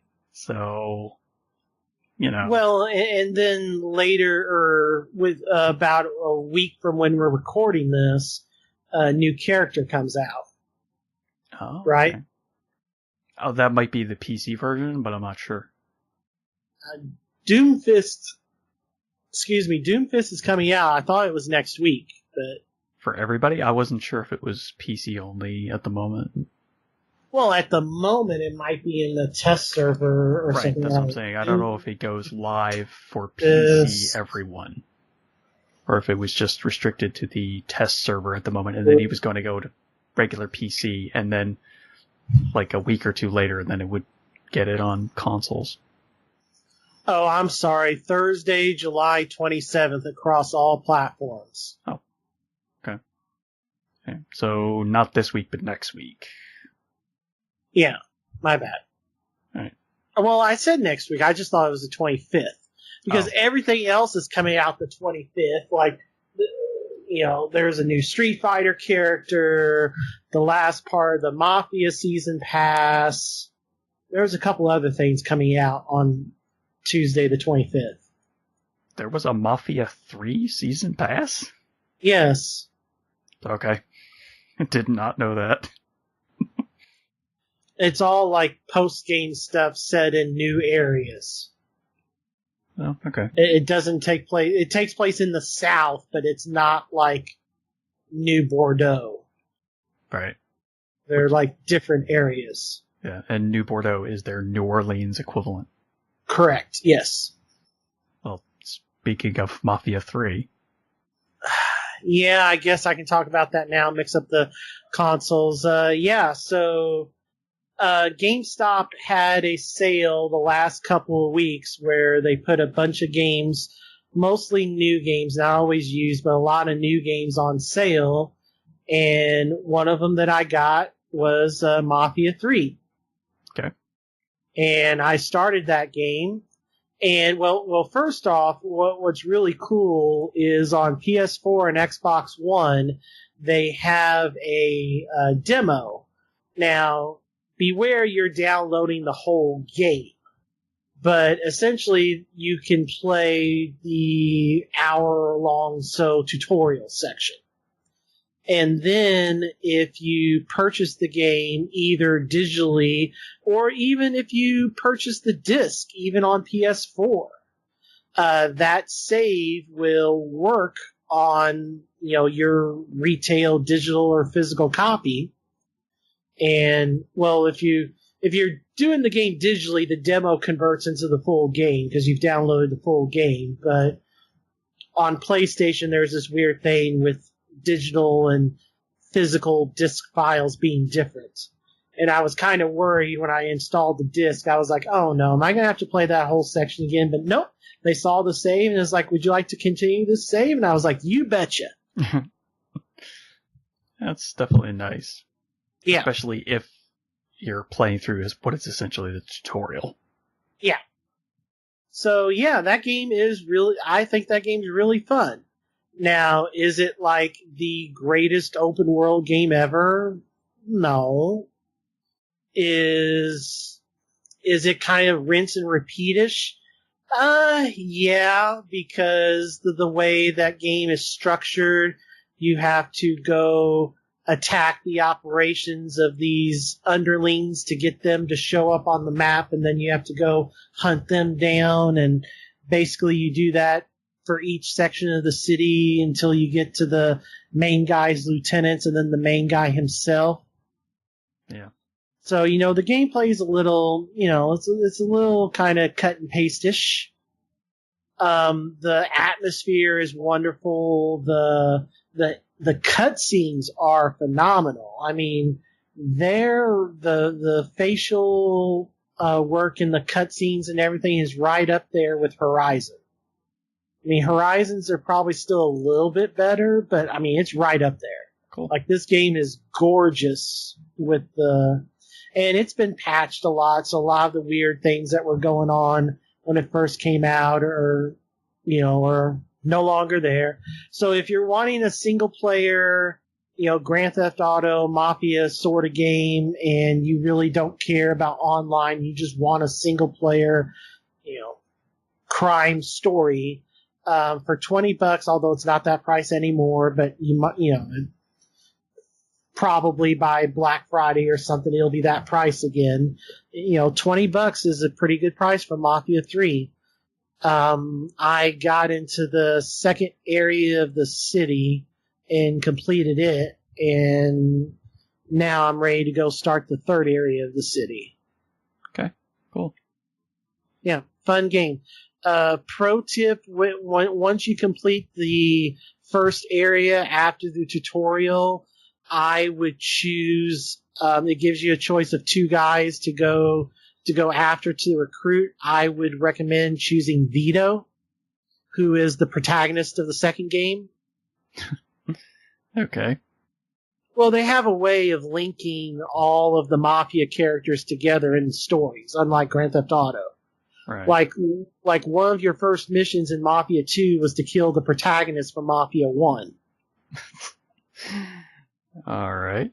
And then here in Mafia 3, the Mafia 2 protagonist is an older gentleman that you can recruit as one of your lieutenants. All right. Why specifically him? After the events of that game, because you had to cooperate with No, I'm asking you why choose him. Oh, sorry. The reason being, so the game has a mechanic of, much like a Grand Theft Auto, whatever money you're holding, if you die, you lose a certain portion of that when you respawn. Mafia has a program where you can stash the money in a safe. And then you always have that money. You don't lose it. Right. Okay. Vito, his special free ability is you can call this person in from wherever you are, as long as there's a road, and they'll drive up and you can deposit your money with them. It's like a mobile safe. Okay, yeah, that's pretty good. Because otherwise, at the beginning of the game, you have the beginning section of the game is a little monotonous if you're worried about not dying, because you have to go back to the same spot to deposit your money. So, choosing Vito first, and as soon as you like do his opening mission, where you haven't recruited him yet, but he's like, hey, do this and I'll help you. As soon as you do that mission, he'll be like, oh, and I'll give you access to my concierge. And you have access to that. So, okay. That's very handy. What was the other ability that you could get for the other character? I don't know. I haven't gotten that far yet. I haven't gone to him yet. Because he's like way in the upper right-hand corner of the map. So like you would pass Vito's area anyway to get to him. Unless there's a weird way if you went like north from the opening area and then east. But yeah, Vito's area is the better way to go because that ability is very useful early on. And you want to get that ability. Okay. So you don't ever have to worry about losing money again. Yeah. All right. But speaking of demos, now, there's been a few games that have started offering this, where you download the full game and you get to play the demo. And then when you purchase the game, you can continue from that demo. Right. You know what game doesn't do that? Is it a fighting game? No, it's Doom. Oh. Huh. Yeah, because I had played that Doom demo. And then I decided I can't get bogged down in Mafia. I can't get bogged down in another open world game. I need to play something, either an open world or RPG that I've already started, or I need to play some type of story, one of these shooters, Doom, Wolfenstein, Uncharted, that has a, fairly quick, single player shooter, boom, boom, boom, get it done. Right. I can't get bogged down in another open world game. So I booted up Doom, which I acquired also from the sale. And yeah, I had to replay the opening level again because a trophy's attached to it.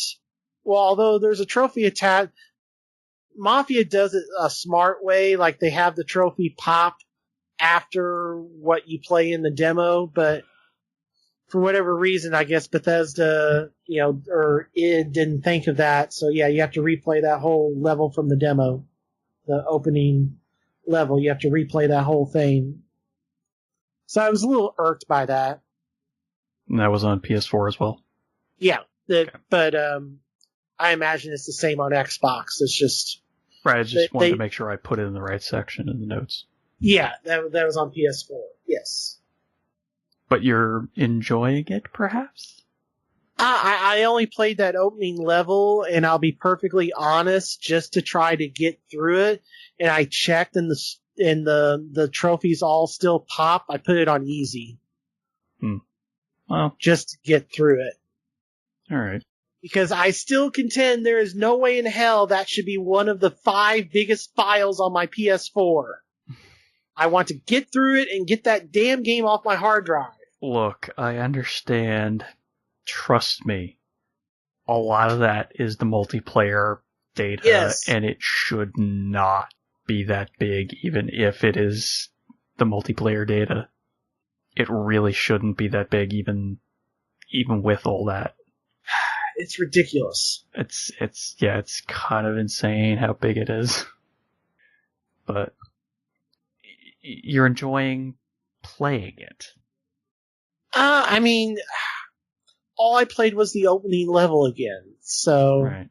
Okay, so you haven't really gotten access to some of the more powerful weapons yet. No. Okay. I have the pistol and the shotgun. Alright, yeah, you're gonna start getting some much higher caliber weapons soon. Alright. Speaking of beating games, though, there was one game that I beat, and I put a lot of time into it, that I beat in between. It was really in the intermission when we were finishing up the previous episode.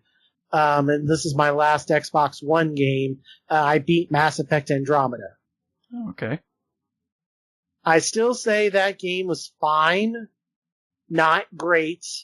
It's a 7-ish rated game in a year full of 9s and 10s. Yeah. That's kind of a big problem, though. it doesn't really stand out as much as it should. Especially for the pedigree that it had. Right. My biggest issue with the game was the character creator.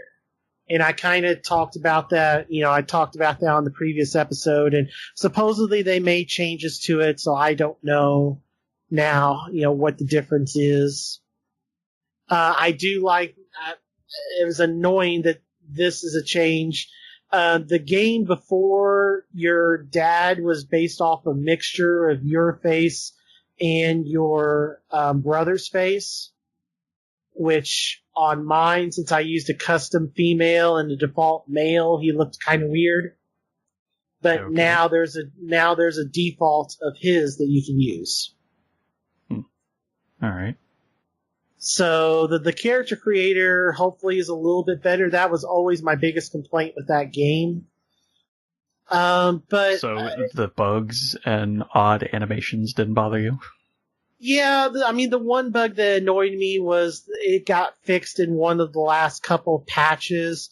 The animations were the only time I ever noticed it really bad was in certain areas of the space station when you would be walking and there'd be a slight incline. She would still go into the crab walk.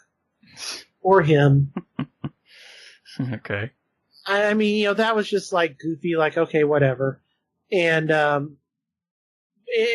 were some glitches and stuff, but nothing really, the game locked up a couple of times, and then that same patch that got rid of the email bug also fixed that.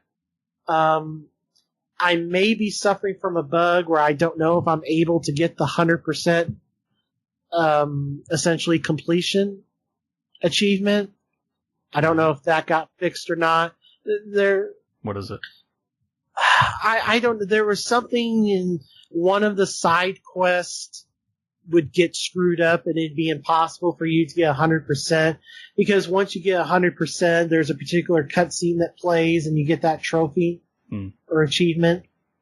Okay. And there was some bug that was causing you not to be able to get past like 99% or something. I don't know. I played that game for like 90 hours. I did every major side quest in the game. There was just a couple of minor ones which contributed. Like, I'm at like 95, 96%. So, I mean, there's a couple of very minor side quests, and I was like, I'm going to start playing Persona. So, okay. I figured that I would get back into it when there was single player DLC. Ha ha ha ha. A little did you know. That's not happening. So that game was also part of the GameStop sale that has since ended, where it was $20. And I've seen pictures of it, of copies of that game at Goodwill for like $13. So it is worth that much. It is a fine game. It's not, you know what this is? I thought of something else. This is, and it's probably not quite as bad. This is the Dragon Age 2 of the Mass Effect series. And I feel like that I'm going to always be slightly defending this game as much as I did Dragon Age 2, which I think Dragon Age 2 is a little bit worse than this game.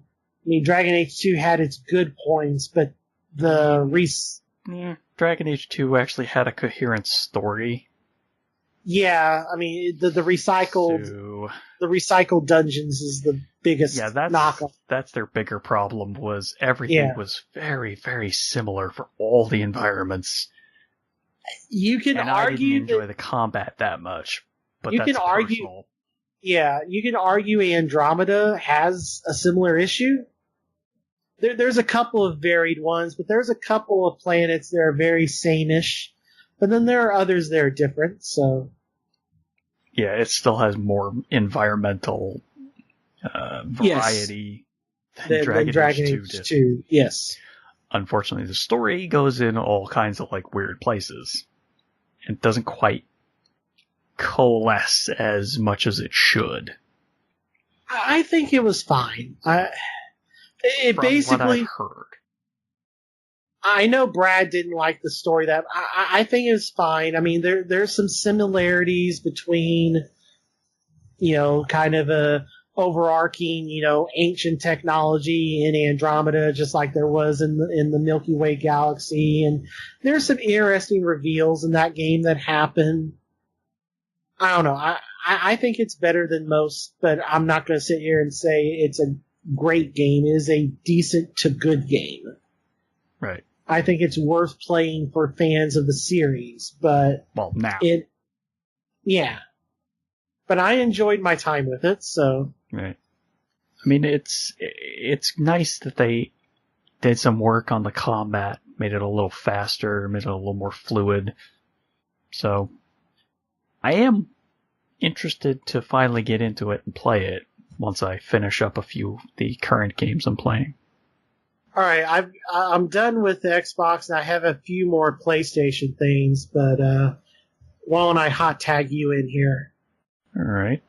We talked about Overwatch, so we'll do a little bit of we'll add on to the spacefaring adventuring with a little bit of Destiny, which is I played a tiny little bit of Destiny. I played a couple of games where I was I think I was just doing the Nightfalls and a couple of strikes just so I could grab some stuff, and trying to wrap up a couple of missions that I had lying around just sitting there forever. Hey, you know something? There's totally a beta for Destiny 2 going on right now on PS4 that I heard doesn't work. Oh, really? Yes, the Destiny 2 beta started for PS4 today. Right. I hadn't heard it wasn't working, though. Yeah. I mean, at least this afternoon, everybody I saw was complaining they couldn't get in. Okay. They must be having some server queue issues. But that was a few hours ago. I don't know about now. Yeah, they're probably fine by now. Or not. They'll probably be okay by tomorrow when the pre-order Xbox people start to get in. No, the Xbox people don't get in until Thursday. Okay. PlayStation gets it. So, I think that's how it is. I thought it was just one. I thought it was one day separate because of pre-orders, and then Friday was everybody. Oh, and the beta's super short too. Ha! Well, yeah, they didn't want to put that much in to spoil. Okay. You're right. My bad. Thousands of things that they said they wanted to leave as surprises.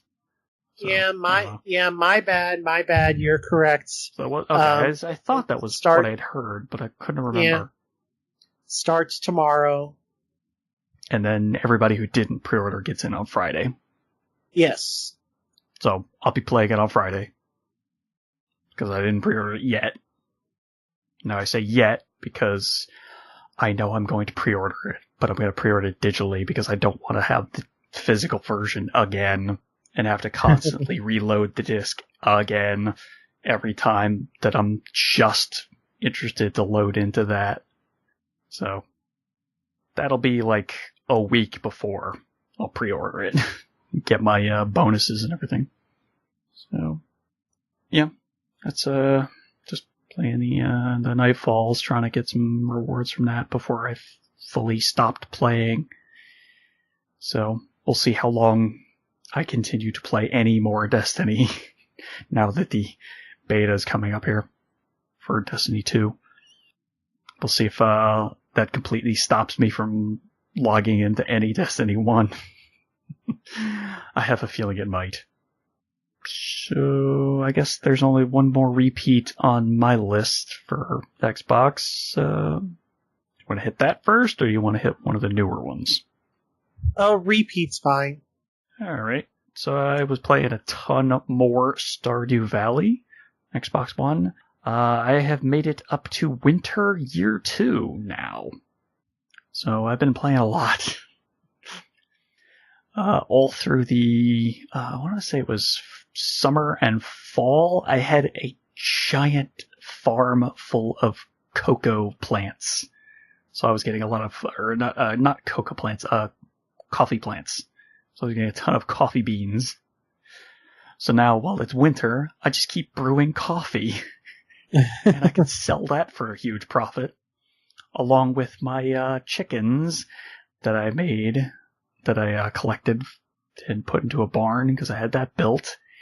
And now I can take the eggs that they lay every day, put them in the mayonnaise machines, and pops out mayonnaise that gets a ton of profit really quickly, depending on how many chickens you have. So I don't really have a lot of worries for money at this point, because I'm just making hand over fist more money than I could spend. So I've apparently donated enough items to the museum in town to get the sewer key, so that unlocked a brand new vendor that I could go visit, and he has rare stuff. So that's really nice.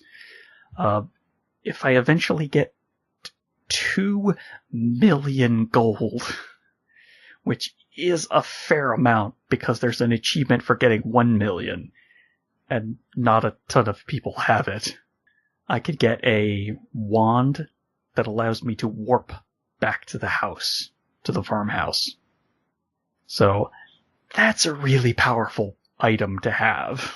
So I'm trying to save up for it, but it's going to take a while. But it still continues to be a lot of fun to play Stardew Valley. It's just incredibly charming with its graphics and its minor story bits that it has. So I've made quite a few strides in repairing the community center, that's your basic main goal.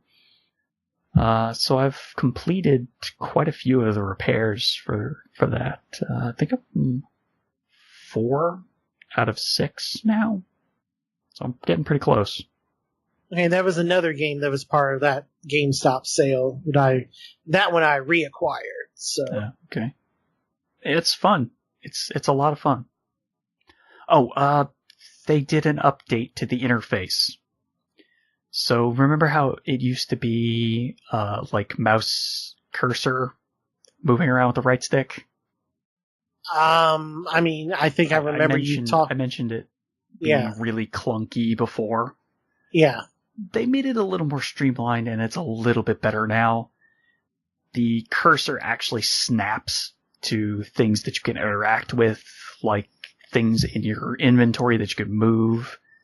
So it's much smoother now, rather than having to scroll around the entire screen with your cursor. So that's much better. You do lose a little bit of the flexibility when you're trying to move stuff around, like inside your house, or if you're trying to move stuff around inside the museum section of the library. Whereas before you could just move your cursor around and then pick up the item and move it to a different spot on the display pedestals. Can't exactly do that easily anymore. The other minor thing that you lose is in your inventory screen, there's a button that allows you to go in and see what items you're still missing for the community center repairs. Before, you used to be able to hover over each item that's still missing, and it would tell you the name of whatever it was you're hovering over. Can't hover over them anymore, because it locks to the grid patterns where you can actually place the item that's still required, or it locks to your inventory. So that's a minor annoyance for a huge benefit of being much smoother to move around your inventory and everything. So that is nice that they updated that. So it seems like they're really keeping up with the different versions and trying to make sure that the console version is as user-friendly as the PC version. So I look forward to any future updates they decide to do with it. So that's it for Stardew. All right, so we'll go back to me here. PS4. This is all kind of newish stuff. Not all of it, but a lot of it. Let's get some fighting games out of the way. I beat the story mode for Injustice 2. Okay. Yes. That story mode is way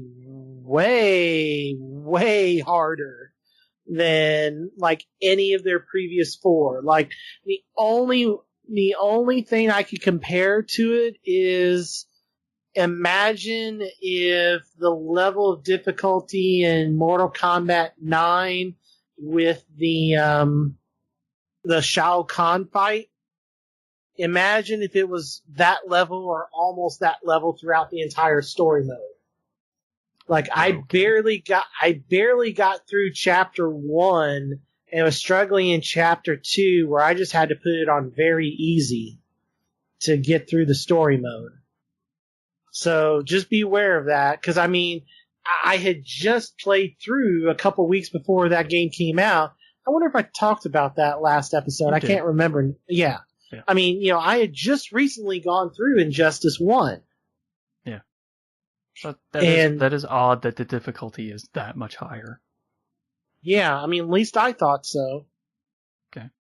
I screwed up, and at the very end, you make a choice, and I didn't realize the choice I was making, and it determined which ending I got. Okay. I got the crappy ending. Ooh. So to see the other ending, there are points in the game where you're controlling multiple characters per chapter, and you have to, and before a fight, you have to pick which character you'll use. To see the other ending, you have to go back through, and you can select, you can chapter select. Right. But you have to go back through and choose the opposite pick on all those times where you had to pick a character. Huh. Okay. You have to go back and choose the opposite pick. And then play through the last chapter again to see the other ending. That's odd that they would do it that way. It extends the single-player mode. Yeah, I guess. And gives it multiple endings. Right, yeah. That's not the part that's odd. It's having to go back to the other fights rather than just go back through the final chapter again. Yeah, like I said, it's just extending the game for people that aren't playing online or competitive or something. But the game's pretty good. They haven't announced all the characters, but the Ultimate Edition, which is what I got, came with 9 DLC characters. They announced the first 3, and we've only got 2 of them so far. We got Red Hood and Sub-Zero, and Starfire's coming. Okay. And then there'll be 6 more characters over the course of the next year. God, I keep forgetting the Red Hood is the DC character, and the Hood is the Marvel character. I keep forgetting that. They're just too close. They're not remotely similar in style, but man, are their names way too close. Okay.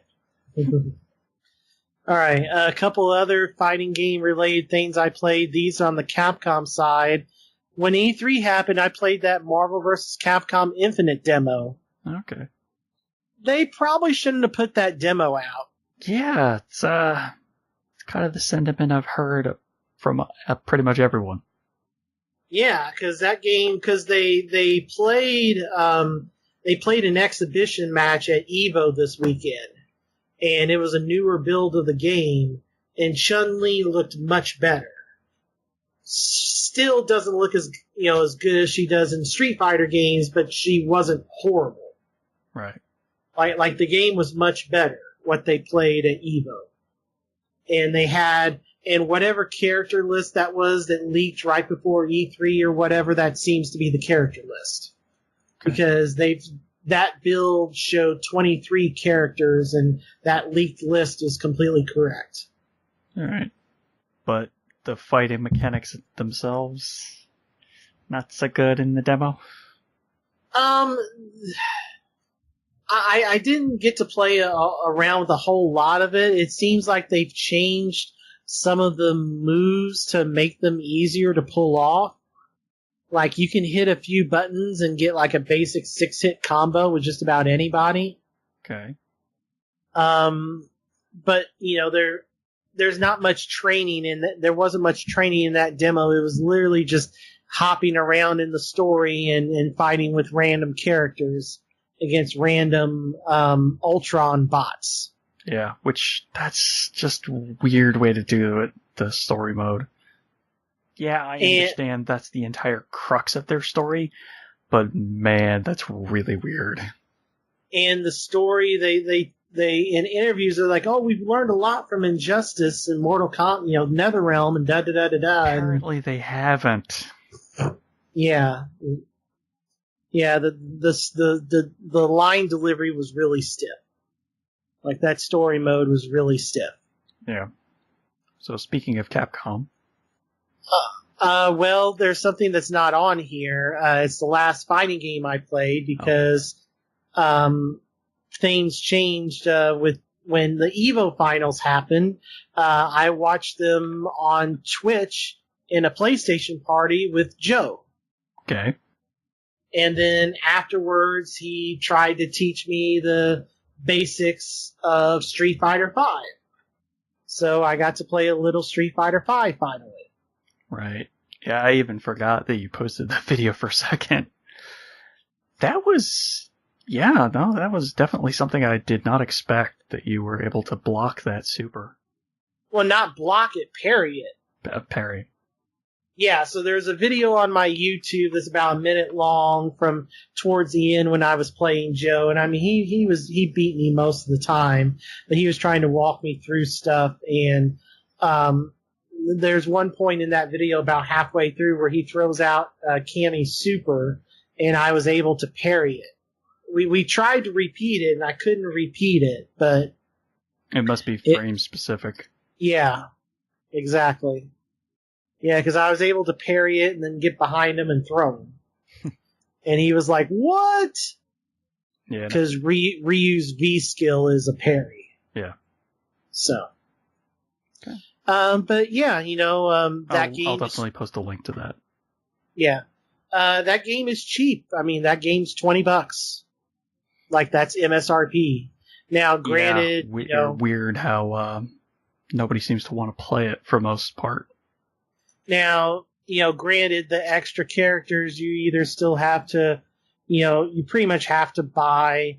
Yes, they are earnable with in-game fight money, but the amount of fight money it takes to unlock one. I think Joe said if I went through the story mode, I would have enough fight money to unlock one character. That's like, I bought too bad.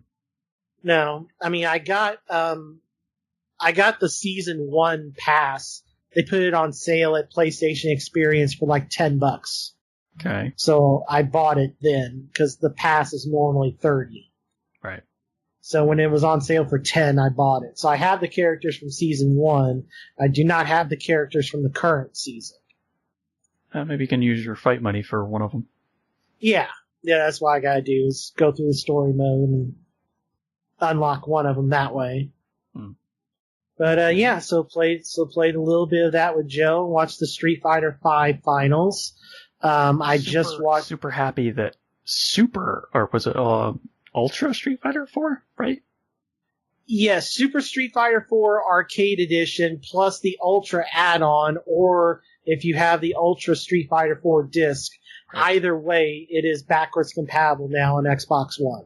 Yeah, super happy about that. I downloaded that right away as soon as I found that. Yeah, that just happened like last week or so. Yeah. I think it happened right before EVO. Yeah, I think it was like the day before or something. I never understood why they made vanilla Street Fighter 4 backwards compatible for the longest time and never did any of the other versions. But now with Super, Well, I mean, either the way they're Super doing Arcade. the way they're doing the backwards compat, it's all about the emulation. So whatever game winds up being correct in the emulation, they go, okay, can we get the license to redistribute this digitally again? Oh, we can? Good. Put it up. That's their entire process. If it works, they put it up, as long as they can get the license. Yeah, I guess whatever deal they had with Sony for Street Fighter 4 must have expired. Because remember, Ultra Street Fighter 4 came out for PS4 a couple years ago, and it was super borked. They fixed it, but pretty much everybody just abandoned that version and just stuck with, and then just stuck with the 360 version. So I guess the exclusivity rights for that must have expired. Yeah, I guess. I don't know.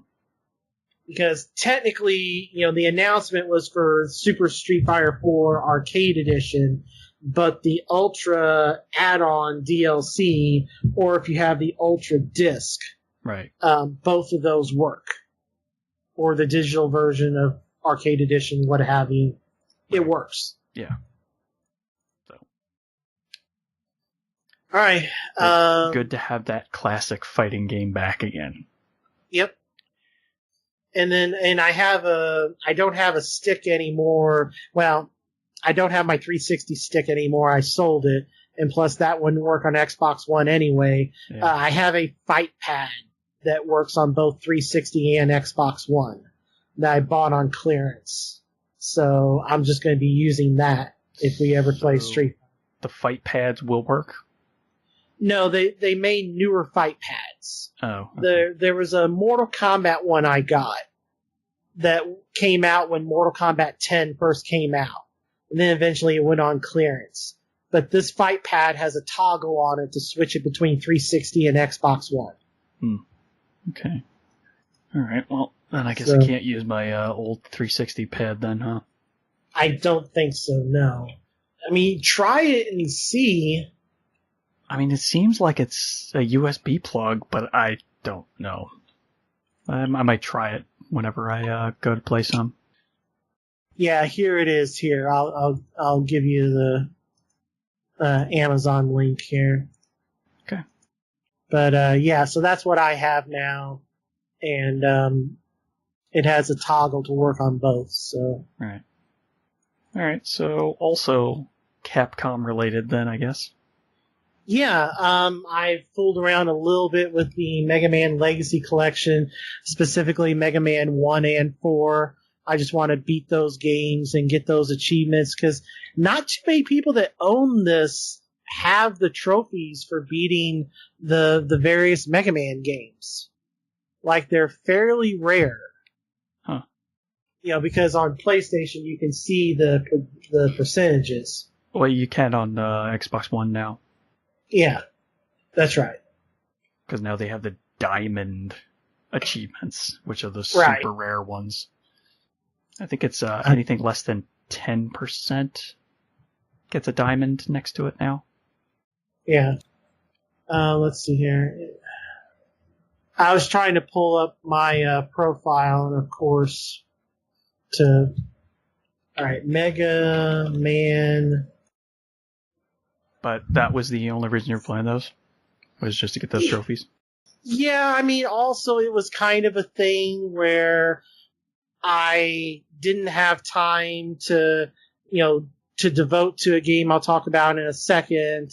And it's like, I want to play something, and I haven't beaten these, all I've beaten in this Mega Man Legacy Collection is 2 and 3, so I need to beat all these. So, I started playing through 1 and 4. Right. Okay. Oh, my rarest trophy is from Madden NFL 25.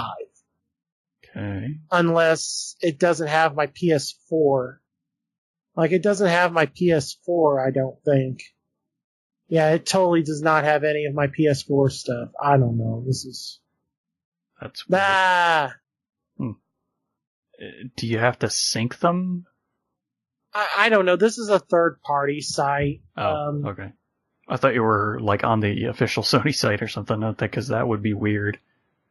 Yeah. Right, I don't know. Anyway. Yeah. So, fun to be had, obviously, with some platforming with Mega Man. Yeah. And the second collection is getting ready to come out, which will have Mega Man 7, 8, 9, and 10. And it'll be nice to own 9 and 10 on... I have them on PS3, but I don't have my PS3 hooked up. Right, yeah. Yeah, I don't know... Yeah, I never bought 10. I bought and played 9, but I never bought 10. Well, now, I mean, you can get this and have access to all of them on a modern system. Yeah. All right. So, how about some Persona? Okay, yeah. So when I finally beat Mass Effect, it's like I need to start Persona. So that's what I did. I started playing Persona, and 5. Persona 5. Persona 5. Yes, the new Persona. None of us had mentioned. Oh, it's the 5th one, not the first one. Yeah, but yeah. So I played Persona 5. And I am at essentially the start of the third palace, third main dungeon. Okay. But I have not played that game since I got back from Vegas. Like, I put a lot of time into it pre-Vegas, and I haven't gone back into it since, because that is kind of hard. That's a hard game to, not set aside at least an hour or two to play. Yeah. Yeah, it's a time sink, because there's large sections of that game that you kind of want to play through all at once rather than trying to break it up. Yeah, the palaces especially, you want to grind and get through as much of the palace you can in one day. Yeah. Because the earlier you beat the palaces, there is a separate dungeon that unlocks when you beat the second palace. And you're supposed to grind that dungeon as well as build up your social links and work to get some money, some extra money, et cetera, et cetera. You're supposed to be doing all these things, with the extra days you have from being the palace as early as possible. Yeah. That's kind of the one downside that I've found with those games, is they expect you to constantly just know exactly what you should be doing and when. Well, thankfully with this game, there have been even Polygon had an FAQ. Right, but I shouldn't have to use an FAQ just to have the right leveling amount. Well, I mean, it's not as much the leveling as, I mean, this one, the Persona 4, there were some puzzle elements in the Persona 4 dungeons, but nowhere near the amount that there are in 5. So there's a lot more puzzle elements in these, and also there are elements to where you'll get to a point you will have to use the outside world. They'll get to a point where you have to use the outside world to interact with something in the palace to be able to get past certain points. Like, after the first palace, there will be no way to get all the way to the end in one day. Huh. Okay. And you always want to, worst case scenario, you want to have at least 3 to 4 days towards the end of each deadline to beat the palace, because once you get to where the treasure is, you have to leave a calling card, and that takes up a full day. And then once the calling card happens, then that day you have to go beat the boss the following day. Okay. So you need to have a few days. So much like I said in Persona 4 as well, you want to keep multiple save files. That way, if you need to go back a week or a couple weeks, you can do that rather easily. Okay. And then also for like fusing Persona and stuff, if you fuse the wrong Personas, then you can go back and fuse them differently or what have you. Yeah. Because you want to try to have the main guy, because you can have up to 3 other party members. This one, it is easier to swap out. In the previous Persona games, you would have to go all the way back to the entrance, your little hub area, to be able to swap out party members. Now you can do it on the fly. Okay, that's better. Yeah. Yes, that's a lot better. And they gain XP or no in reserve? They do, or once they get to a certain level, I think they do. There's a skill. I think there's a skill they learn to where, or it's a social link level. One of the, not social links, sorry, confidant. I still call it social links. If you build up their confidant rank enough, they will gain XP while outside of combat. I mean, that's a step in the right direction. Well, that's how it was in 4 as well. Really? I don't remember that. I don't remember that being a thing. I don't. Maybe it's not. Maybe remember that they didn't gain XP if they weren't in battle. Okay, maybe. I don't know. It's been so long since maybe they did, or maybe I'm misremembering. It has been a while since I touched Golden. All right. Anyway, but it's RPG fun still. Yes. Yeah. I mean, I enjoy it quite a bit. The graphics are they're better. I mean, they're not Horizon or something, but they're on par with anime. Yeah. The dub's really great. The voice acting is a great job. There's some things with the game that I don't think translated well in terms of like what happens to the main protagonist and why he's in the situation he's in. Yeah, like it did seem odd that that's the setup, really? They once you progress in the game, they explain that a little better, and then better and better as you go along. But yeah, at the beginning, It's a little confusing. Yeah, because I'm like, what? Really? That for pushing a guy? Really? It explains it better as you go along. Yeah. Okay. But so it's I still like the cast of 4 better than 5's cast overall. Right. I mean, 5's cast isn't bad. I just like 4's cast better. Right. So how's the combat? Oh, the combat's so much better. They have a skill now where, again, this is linked to confidant level, but if you use an attack that someone is weak against, there's this skill called Baton Pass. Okay.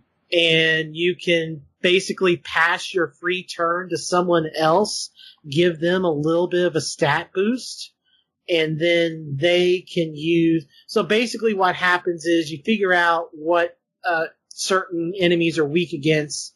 You have whoever's turn it is, use that element, and then baton pass to someone else that also has that element.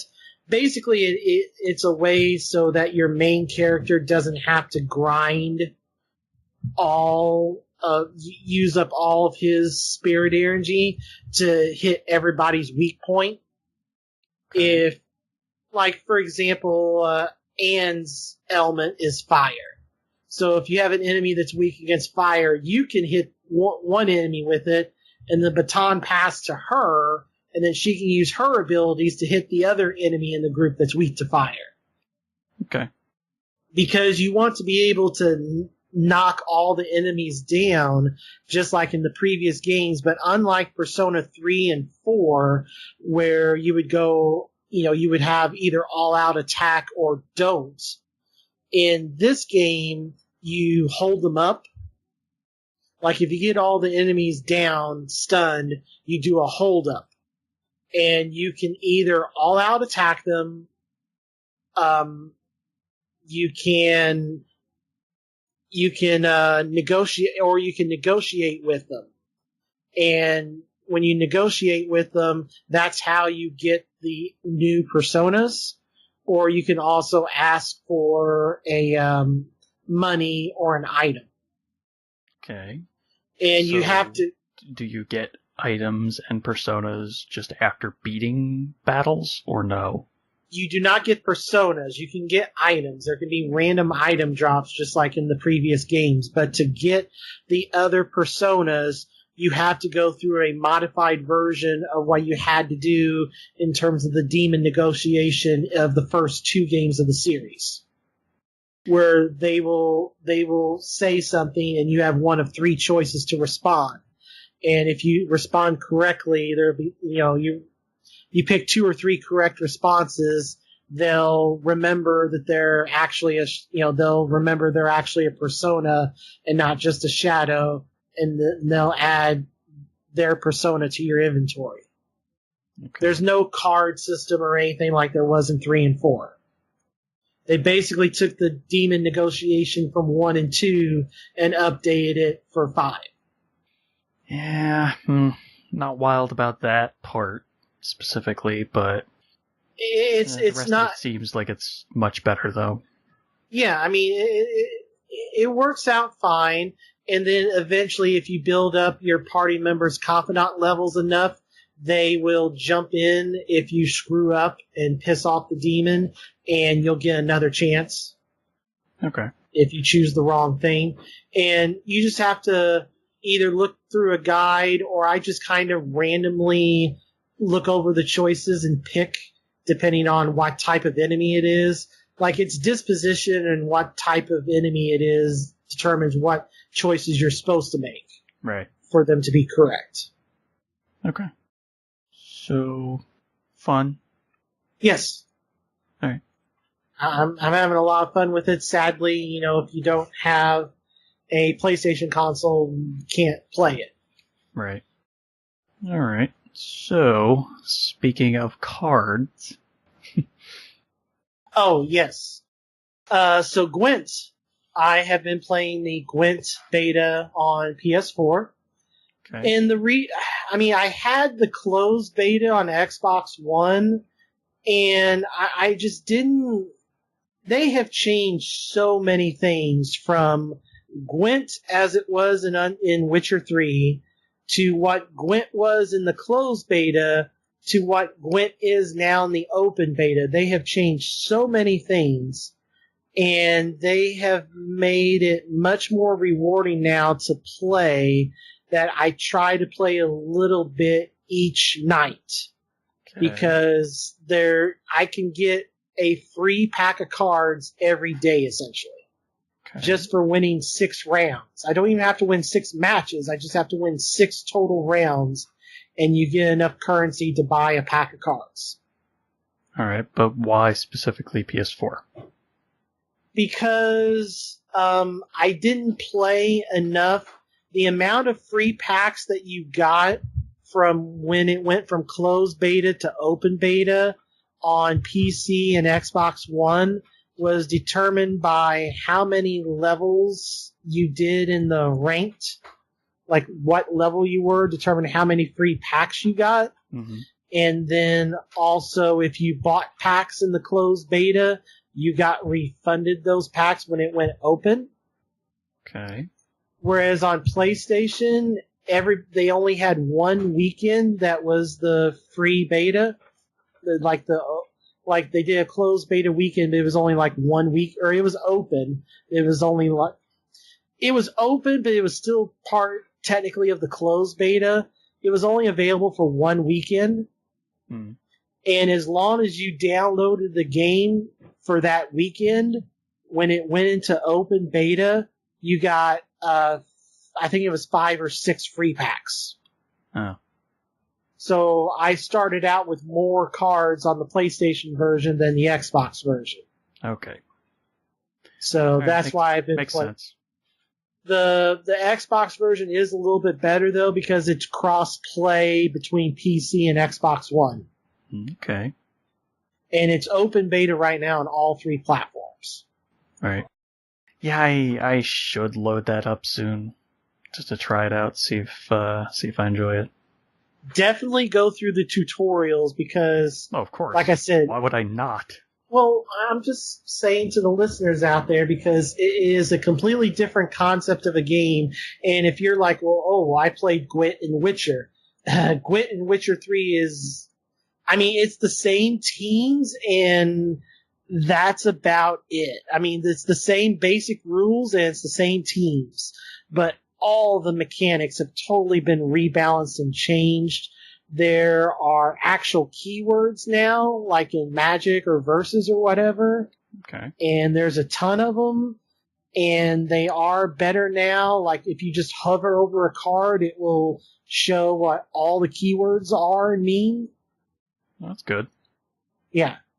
So right now, in the open beta, like you get a basic starter deck for each of the 5 groups, and then you get the default leader card for each group, and there are some AI missions that you can play for more currency and also more leaders. You can unlock up to 2 additional leaders for each group. So eventually, if you played through all of those challenges, you would have a choice of 3 different leader cards for each group. All right. And even the leaders have changed. So it used to be before, I mean, the leader had a power, you got to use it once per match, done. The leaders still have that, you can only use them once per match, but now they've become a physical gold card that is actually deployed onto the battlefield. That affects the scoring, affects the power. Okay. Like they each have a power. But, so they technically count as a card in your hand. But you can still only use them once per match, except there are certain cards for each team that allow you to use that ability again.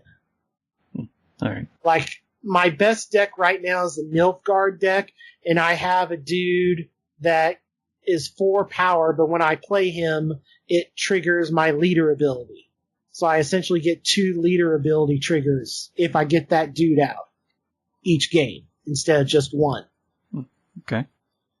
Which my leader ability dude is basically bounce a character back to my hand and then play any card in my hand, whether it's that card or a different one. All right. And my deck has a lot of deploy abilities, which deploy is when it enters the battlefield, do this. Okay. Also, that's also helpful for if they weaken a card, I can bounce it back to my hand and reset its power and either replay it or play something different. All right. So there's those challenges, and then there's friendly ranked matches. Or there's friendly matches, but there's XP. That's how you get the XPs, but by playing those matches. And once you get to level 10, you can unlock the ranked matches. Okay.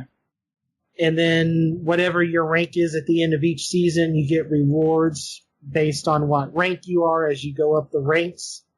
And then there's also, you get stuff for each level as well. So similar-ish to Hearthstone, in the way they handle their rank mode. I guess, yeah.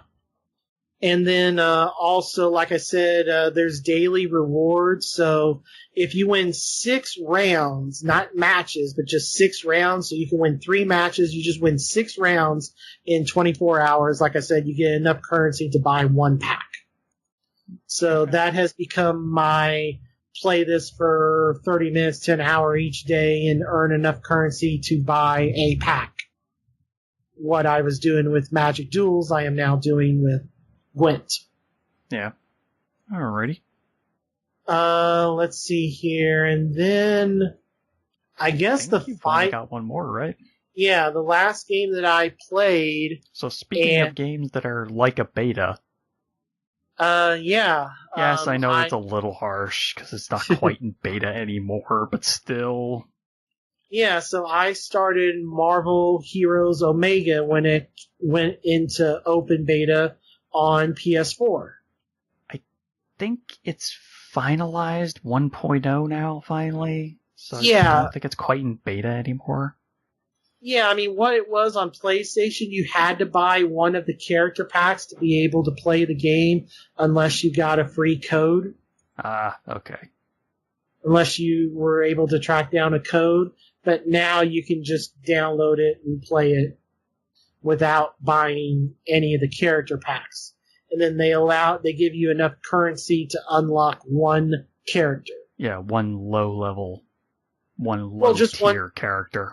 Well, no, I mean, it's any character now. No, it can be No, there's higher shard rating characters that you could not. I got enough shards to unlock Captain America. Really? Okay. Yes. That's my character that's unlocked as Captain America, and then Daredevil's free. So I have Daredevil and Captain America. Yeah, because I started playing it on Xbox One, but during the tutorial, it says, hey, you can spend your, what was it? Some shards, I don't remember what, cosmic shards?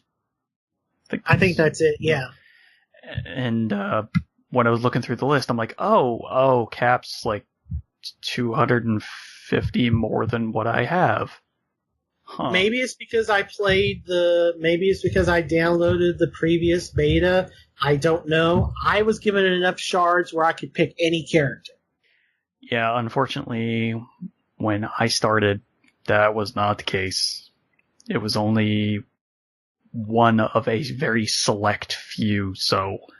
Was Nova a choice? I've heard Nova's pretty good. I think so, yes. I've heard Nova's pretty good to start with. I went with Hulk. Okay. Just because I'm like, sure, why not have giant waves of seismic energy flowing through the ground just because I'm pounding it. Right. Basically knocking everyone over. Sure, why not? But yeah, man, do I miss playing as Captain America, because this is literally the exact same game, other than UI updates, that I played back like 2-3 years ago, or whatever it was, when I was playing the Marvel Heroes PC game. It's the exact same game. They must have added a bunch of stuff on the end of it and changed the UI, but it's literally the exact same thing. So. Okay. I mean, it functions alright with a controller, you have to hit one of the triggers to switch your 4 currently equipped abilities with another set of 4 abilities. So you get 8 total. It just really sucks that your inventory is 40. Because I constantly fill my inventory up and then go, okay, well, I either have to warp or I have to destroy half the stuff that I have. It's really annoying.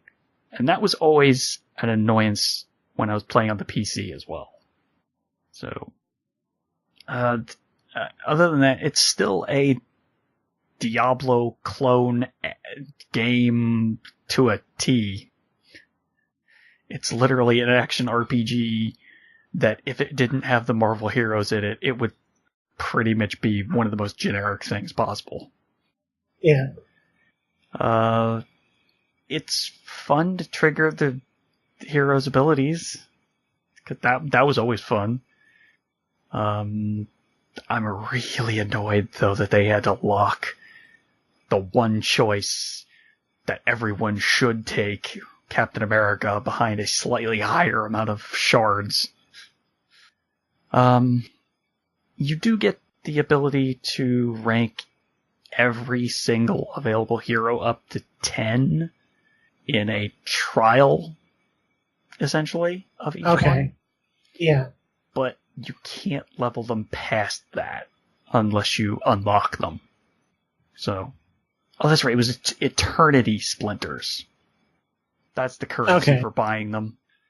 And you do acquire enough of them that eventually you'll be able to unlock more than 1 or 2 characters total. But it's pretty slow. I'm on chapter 3 right now, and I only have like 70 something, and it's like 500 something for the low end characters. So it's gonna be a while. But man, you want to spend some money? Ooh boy, I got some ways for you to spend some money. Yep. $99 to unlock every single character. That's insane. Well, minus Fantastic Four, those are gone. That was time limited or something? No, they lost the rights to it or whatever. Again? So, okay. Yeah, Fantastic Four is gone unless you already unlocked them. Okay. Doom's still in, but, the core Fantastic Four are all gone. Yeah. Okay. So, I mean, it is fun, but the limitations that it has, because it is so free to play, are very apparent. And they really do annoy me to no end. It's almost making me go, yeah, I think I'd rather spend like $30 and go play Diablo 3. Because now it has the Necromancer in it. Well, the Necromancer you have to pay for. Right, but I think they have a package that's like 35 or 40 or something like that. That includes that. And the base game. Okay. I don't know if they've... Actually, no, they probably wouldn't have released it at retail yet. No, they have not. So.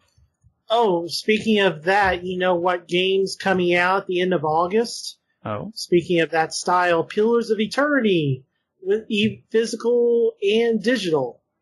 Okay.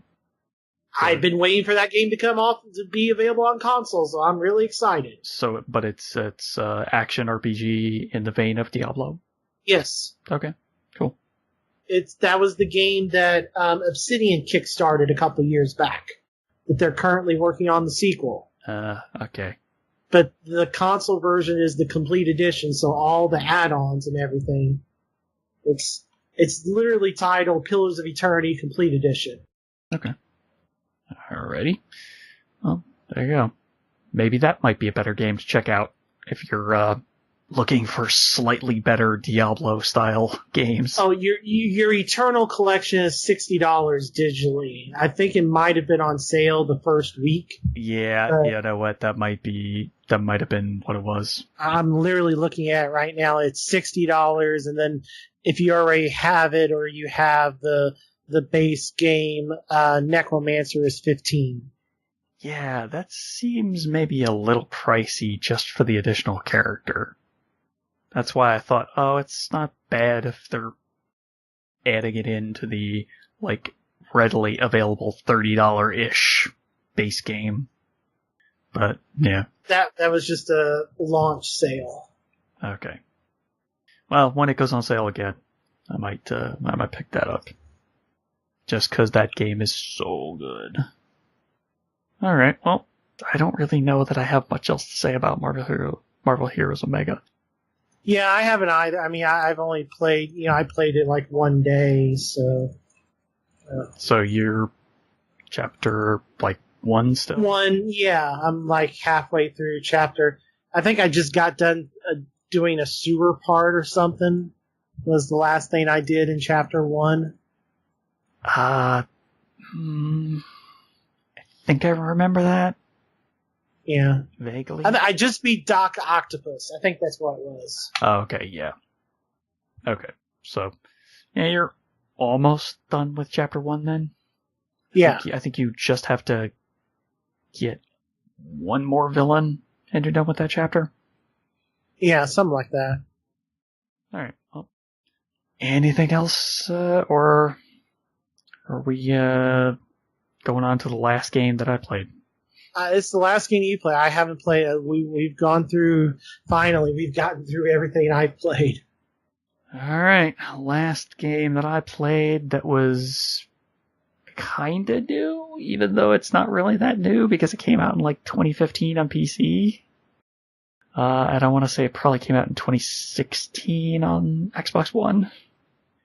That would be the game called Ironcast, a roguelite match 3 game. Yeah, that's a weird little mashup right there. It's run-based, but it's all about matching 3. And well, let me talk about the good stuff first, before I start in on the so many things that are mildly annoying and wrong with the game. So, I had a lot of fun with that. I did finish it. So, I played a lot of that game to finish it, which is one of the minor annoyances. Good things. It's giant mech combat based on the Puzzle Quest-ish style of gather resources and spend those resources to either attack or do special abilities kind of thing. Your mech has 2 different weapons. It also has a shield, and it has a movement system because these mechs are bipedal, just like all good mech games. So you have to deal with your energy for your motion and charging your shields, your coolant, which depletes after every single action, and your ammo for your weaponry, and your your weapon and system repair points. So those are your resources that you have to gather. You only have so much HP, which is your health points, or in this case, what they call your hull points, because the hull of your Ironcast, which is their mechs, does not replenish itself in any way, even if you do repair your subsystems. That's one of the things that makes it really, really rough to play, because there's literally only a very scant few ways to actually get even minor amounts of health back. So, once the difficulty ramps up after a couple of battles, it starts to become, I keep slipping into the bad when I'm trying to talk about the good stuff. Alright. Focus. So, the fun things about the game, it's totally random. You never know what you're going to get. And you never know what missions you're going to get. Oh, lovely. Kind of. It's random to a point. Missions basically play out kind of the same. If you read the description enough, you'll understand what every single one of the missions actually is going to entail. The randomness then adds only a tiny bit of difference to some of them. So sometimes it'll be another mech, sometimes it'll be an armored train, which they call those steam tanks, because they're steam powered, and it's steampunk Victorian era London that you're running around, which that's where my intro comes from. Yeah. So, love the setting. Love that it's mech-based combat. I love that it's resource-driven, based on matching 3 of certain items on the board. They have other items on the board that allow you to link 2 different separate materials together. So you can link stuff like ammo and energy together, or ammo coolant, or coolant and energy. So that makes it a little easier to do large chains. And you want to do the largest chains possible most of the time, because that's how you get your XP to level up. And every time you level up, your hull gets a little bit more health. So that's the only thing you gain by HP is that's the only thing you gain by leveling up is your HP increasing. Just like any good run-based game, they have a permanent currency called, what was it called? It was, commendations. Those are permanent. No matter how many commendations you get, you always keep them. But any currency earned during the game that is called scrap, which basically looks like gold bars, really, so it doesn't actually look like scrap metal. That is your more etheric currency, and that's if you don't spend it, you lose it at the end. Just like any good run-based game, if you lose all your hull, that's it. You have to start all the way over from the beginning. Problem is, there's only so much to that game, and the randomness kind of works against you a lot, because there's such a limited amount of systems that you can equip to your mech.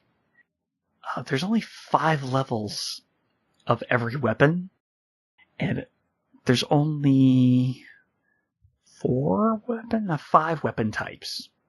So you get the power of each weapon is going to be random. It does increase based on the difficulty of the mission, so you'll be more likely to get upgraded weaponry if you take on the slightly harder missions. But the difficulty ramps up at such a scale that your shielding and your drive system, the drive system is essentially just, hey, what's my chance to dodge out of the enemy's weapon attacks? And unfortunately, most of the time, the enemy gets a much higher chance to dodge your attacks than you would be able to dodge of theirs. So that's one minor issue. Second one, the shielding. The shielding, you can get up to a certain amount, whether it's standard shields or heavy shields. That makes a difference. But again, the enemy has shields that can kind of negate every single piece of damage that you could dish out in one turn based on the power of your weapons. So if you don't immediately start spending all your currency that you have on weapon upgrades, you're kind of going to be up a really bad creek without a paddle. Because if the enemy has enough coolant and energy to keep raising their shields to maximum, and your weapon does, let's say, 30 damage per shot, and their shielding is like 60, you're gonna be doing 0 damage every turn. So that becomes a big problem with the randomness of the weapon drops, because every time you go back to your home base, you're not always going to have enough money to buy the next thing that you absolutely need. And each time you finish a battle, your HP does not replenish. You have to spend your money to repair that HP. Now, let me get to the worst problems. Wow, okay. The worst problems is this game is super, super unstable on Xbox One. I had it crash on me constantly. like, once every session where I booted it up for the, 3 weeks that I was playing it. It crashed way more than it should. So, beware on that one. Wonderful. I also think that it crashed so often that it corrupted my Xbox. What? Yeah. So I had to literally reset everything back to square one on my Xbox. I think that was the reasoning for it. I can't prove that. But no other game was crashing this often, if ever. I've never had a crash with Overwatch. I've never had a crash with Marvel Heroes Omega. I never had a crash with when I was playing any other game to the point where it was almost predictable. There were times where I'm like, okay, the game crashed. All right, let's boot it up again. Oh, it froze while it was trying to load into the start screen. Okay, I guess I'm not playing the rest tonight. I guess I'll go play some Stardew Valley instead, because maybe that'll boot it out of the memory and stop it from crashing the next time I try to load it up. And most of the time that worked. But there was a point where, while I was playing it, it crashed. And then the next day, when I went to load it up, it just wouldn't load at all. Even though I was connected to the internet. Even though the game was downloaded. So I deleted it, downloaded it again. Didn't work. So I was like, that's weird. Alright, let me power cycle my Xbox. Nope. That's where the entire console decided, hey, no, we're not working again. Not until you actually do an error code search and figure out what's going on now. And then literally start from scratch with default settings on everything. Thankfully, I did not have to download all the games again. Because that would have been annoying. Yeah. But literally, I had to reset all my settings for the dashboard. I had to re-download my gamer tag to the system again. Oh, sheesh. It was a whole production. It was really annoying. I had to reset all my custom settings. So it was just really weird. And really coincidental if that's not what actually caused that. So, maybe play the PC version because it is still fun. And I literally finished every single thing you can do in that game. Got all the achievements for it 100%ed. But man, oh man, that final boss encounter. That the shielding that boss has and the damage it deals. It's just off the scale. Compared to every other enemy, the damage it deals and the weaponry that it has to deal that damage is just insane. Most enemies have single shot weaponry that will deal maybe 100 on the high end past your shields. This enemy has a weapon that literally deals like 100 across 3 or 4 shots. Oh. And it can use that ability as many times as it has ammo. So it gets exponentially harder the closer you get to that enemy for the final boss. It's just insane. I barely survived the final time I was playing it. I had an ability that was leeching life away from my opponent's hull, adding it to mine, 50 health at a time. And I had to wait like 4 turns for every chance to use that, so it's 50 health, and then I wait 4 turns. Okay, I'm holding my breath. Like, is he gonna miss? Oh, thank God he missed the one final hit that would have killed me this turn. Leech the life back. Oh, I can take 2 hits from that multi-hit 100-point weapon. Oh boy. Here we go with the dice rolls again. So, yeah, I have a feeling it's probably a little bit better on PC because of that. They did have DLC that was available for it, but it's just additional mechs and pilots.